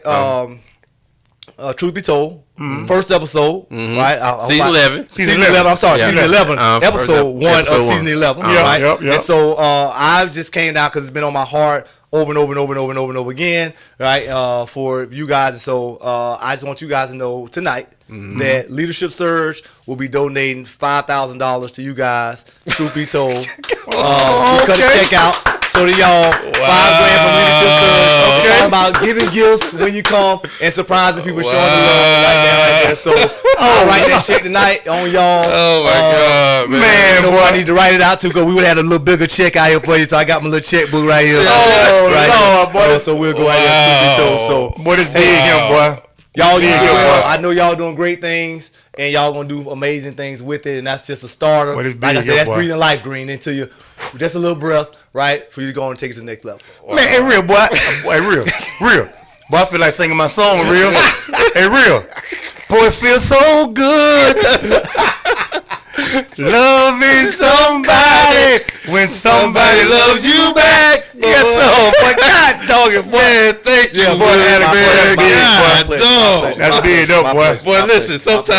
Sometimes, like you were saying, you don't know what's going on the back end. We don't know, but man. things just happen at the right time, at the right moment, man. Thank Yes, you sir. so like much, I Big said, Will, that man. goes into following what God and the world is telling you, right? So I mean, it just kept piling, washing dishes. Hey, you need to get that check, $5,000 in the real, and truth be told, you know, I came to Yeah. oh, you need to get that check. Oh, I forgot, I gotta do that, right? So Boy, that's it's crazy, just the time, boy. man. So it's a good time, man. Good time. Boy, make me feel like we doing something right, real. Oh my God. Golly, man. Well, I don't listen. feel like I know You we know doing it. You something know right. it. You know You it. know. Well, listen, man. You know, we gonna end this show. Boy. I got one more final thing, Big Lord Will. have mercy, boy. One more final thing before we end this, and this I know Alex might not give us no more thing. I might go through that with him. Boy, listen, listen. Y'all gotta get me prepared for all this stuff. Like, green. Sometimes you green as an adult, you don't get Wow. any surprises in life, man. So My that's God, another thing. boy. I love surprising people, man. Wow. You know, that's My another thing. God, you do, man. Surprise people. Wow. Well, here's the thing. I want you to share this one little thing before we end. And TBT, this is special because I don't have any clue how this boy did this. But, you know, my homeboy, he was me. Oh, yeah. You know what I'm Oh, saying? yeah. I was born for 10 years. Ain't had no hair. Zero. Couldn't grow it. What you mean? Somebody like this here? Yeah. Okay. 2 years ago. Just what? 3 years ago. Yeah. Totally bald. Okay, Alex. Totally bald. You know I'm a barber now. I've been cutting out 33 years now. Yeah. You got man weave? No. Oh, you know why you were bald? I grew it back. Huh? Oh, okay. You grew it back. I found out how to you grew grow it back naturally. Naturally. 100% naturally. 100% natural. So you chose to be bald here. No. I went bald. So Green. Hey man, hold on, man. I keep saying, Hold on, man. he willed himself to success. Hey, hold on, right? man. I keep I saying willed this. it back, Green. Hey, I wrote all the stuff down out. I willed it back, man. You willed your hair back. I was bald for 10 years. I went bald. I was bald for 10 years. My daughter was getting bullied when we moved to Chicago. We've been in Chicago 5 years, so probably like 3 years ago, she was getting bullied. She came home because she was having trouble with her hair, growing hair, right? And so I was pissed off, and I'm like, man, F that. I'm going to grow hair. We're going to go on this journey together. I'm going to grow hair back with you. She was like, you are that? I'm like, because my 11-year-old had never seen me with hair. She's never seen me with hair up until a couple years ago. And so she was like, you going to grow it back, Dad? And so I started researching everything from diet to what you can eat to how you can rejuvenate the follicles, right? To topicals that you use, all natural topicals like rosemary oil that actually outperforms the Rogaine. It outperforms Rogaine by 27%, right? Just a natural oil, rosemary oil. And so finding all of that stuff there, man, I was committed, so I was dedicated now. Yeah, My wife would tell you every morning he gonna get up and do this. He gonna do this in the afternoon. He gonna do this at night. He gonna eating these kind of foods. He doing this, and man, this is what you got. And even tonight, it's still thin, like in some areas, like up in here. But man, I was able to grow my tape up full. I see that. It was crazy. Hey, real, you want to do it? It was crazy, man. You want to do it? Boy, I had no hair back 20 years, boy. I didn't have it. I mean, listen. Yeah. So I did it. Hey, Alex, man. boy. I did it, man. Boy, write that recipe down. I got it. I'll email it to you. I might stop cutting out now. Yeah. I just get out. Pass that out, boy. I'm good. You good. But I got to try it myself. Yeah, try it. Some rosemary and whatnot. I'll send you the recipe. I got it all down. So listen, but I'm all in because it's all natural. All in, So bro. I'm all in now, Green. So like for example, It with no side effects. No, it's all natural stuff. Yeah. So it's all food. So eating. So I mean, like you gotta do your exercise in the morning. You know what I'm saying? Yeah. The eyebrow lifting. You got you gotta hang upside down so long for a couple of days. Yeah, because you gotta Hang get upside blood down? flow. Yeah, you gotta get blood flow back to the scalp. Green, it's all. I'm all in. Green, I'm a different. Hey, dude. man. Look. I'm a different dude, man. Hey, Alex, hold on, Alex, man. I've been cutting out too long, Alex. Alex, you say what now? Yeah. Rosemary, boy, you got an edge line. So you telling us right now on this podcast, you went bald. You didn't choose to go bald. You went bald, and you done grow your hair out. Grew it Rosemary, stand up, Rosemary. upside down. Yes. I'm telling you, boy, some niggas out there ain't gonna believe this, them boy. They not. They not. I'm a believer. I'm a believer. So do it real. Look, I'll show you the journey that I went on, right, as it started slowly but surely growing back, man, over time. It was crazy, man. So, Green, come here. Let me well, we can't Go ahead. Get up, man. Green, This our podcast. I'll try to find the ones. I get early ones on first, but this was when it started. So you see, it was the Green. It was ball, man. I mean, but this is like late. This is probably like 6 months in the game. You know what I'm saying for me? You know what I'm saying? When it just started growing back, but it was, and it started doing that, man, and doing that, but it was still kind of like in these areas right there. So Green, yeah, man, like you see even there, you know what I'm saying? But it was doing the stuff that it came back, man. I was completely bald though. Well, I tell you, boy. Well, Boy, that must be son of God or something. What's going on around here? Cat done came down. Someone gave us a check. Now the cat done went from balls. Now he got an edge line. Edge line long, boy. He couldn't tell me no. I got that Boy, first life edge, story, boy. man. I can relate to his life story. Yeah. Got Boy, that from edge line, Jacksonville. boy. I done went to Duval, Jacksonville. yeah. There it is. We know the same. Yeah. Yep. Now this cat telling me I can grow my hair back. Going back. Yeah. Without using Rogaine? Yeah, you gotta use that. No, you don't gotta use none of that, man. We're gonna try it, real. Well, listen, man. It's been. I don't know about You gotta be going upside down. Green, Though, well, you man. ain't gonna get it there, Green. I'm You too scared to be upside down. Yeah, you got it, but no, it's you could just What you mean? You can hang back. You can hang backwards. You know what I'm saying? Like how many days a week? Every day? Oh, every day, Green. It's every day for 2 years. It's every day. It's all 2 in. years. All in. I ain't growing my hair back, man. I ain't gonna even sit there and lie, But man. Green, this is a great principle, Red. Yeah. We talk about closing the show. Yeah. Now, Green. Now I'm just bullshitting with you right now with hair. The same way you just said that. When people talk about I want $10 million, and then people say, well, hey, for 5 years now, you just gotta do this. They say, I don't want that $5 million, man. I'm good. I'm all right.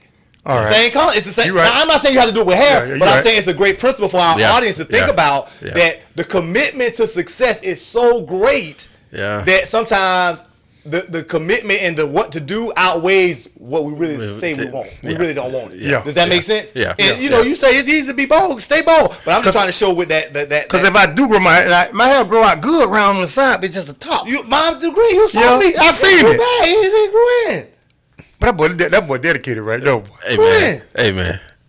I'm gonna give me some rosemary. Yeah, there it is. What kind of oil you say? Rosemary oil. Rosemary I'm oil. gonna get you some coconut oil. I got the email. Coconut oil. I'll see the whole email. Send me the email. I'll see what foods to eat, what to stay So away 2 from. years, I'm gonna have my edge line. I'm gonna say, Alex, look at your boy. It's gonna be great though. It's gonna be great. I want it to be great. Look, okay, if you want to, that's cool, but it's a way natural. You can get rid of gray. You don't have to have gray in your hair.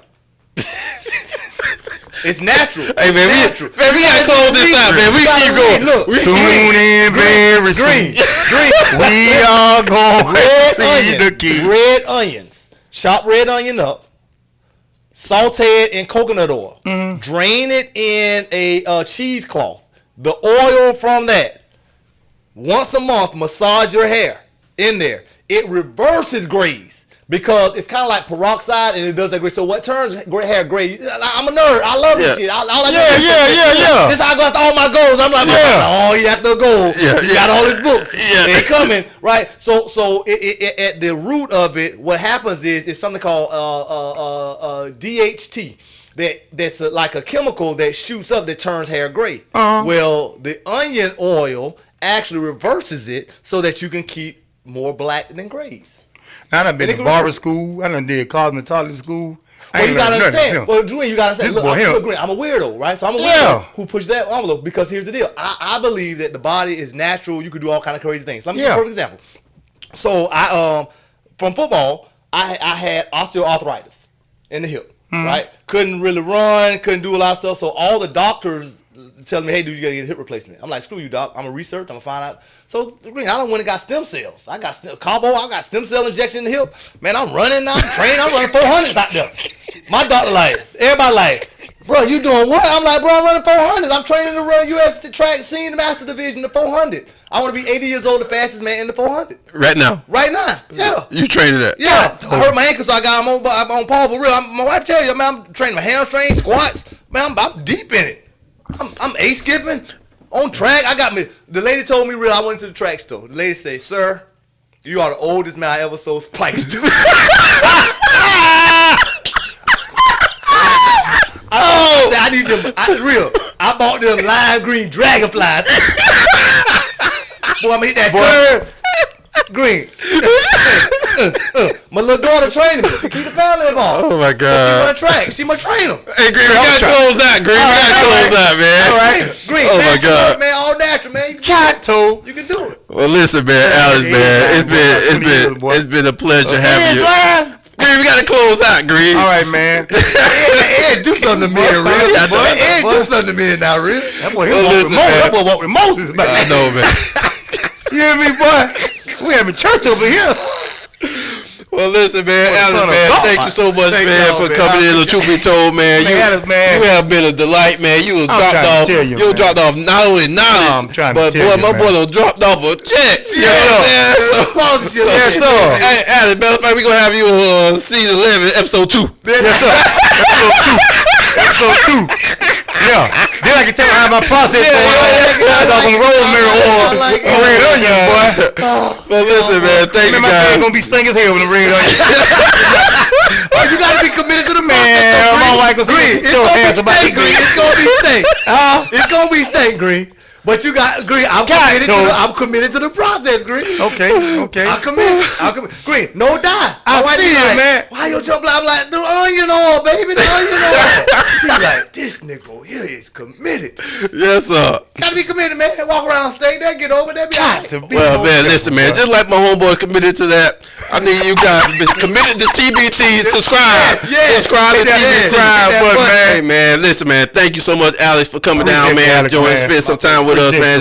It's been a pleasure, man. Green, man. Happy to be back, man. I'm trying to tell you, hey, man, I don't know what we got going on next episode, but man, I don't know, whatever.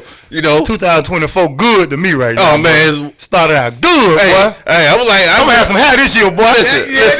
I remember my homeboy D Payne when he came on. He said, New year, new me. Yes, sir. Yes, sir. Yes, sir. All right, TBT, man. Yes, We sir, out, man. man. We love you, Peace, man. baby. Subscribe. Peace. We will see you next episode. Peace. And to my homeboy, Big Willie style, you know, Yes, sir. Big Coach. We out. We out. We out, baby. Truth, really that's all we know. Keep it real and authentic. This truth be told, only the truth. Tune in, cause you gotta watch. It's like you with us while we kick it in the barbershop. Here to motivate and inspire. Hosted by the real deal and the God Barber. I hope that you ready, keep it funny and edgy. Let's go. You already know, truth be told. Let's go.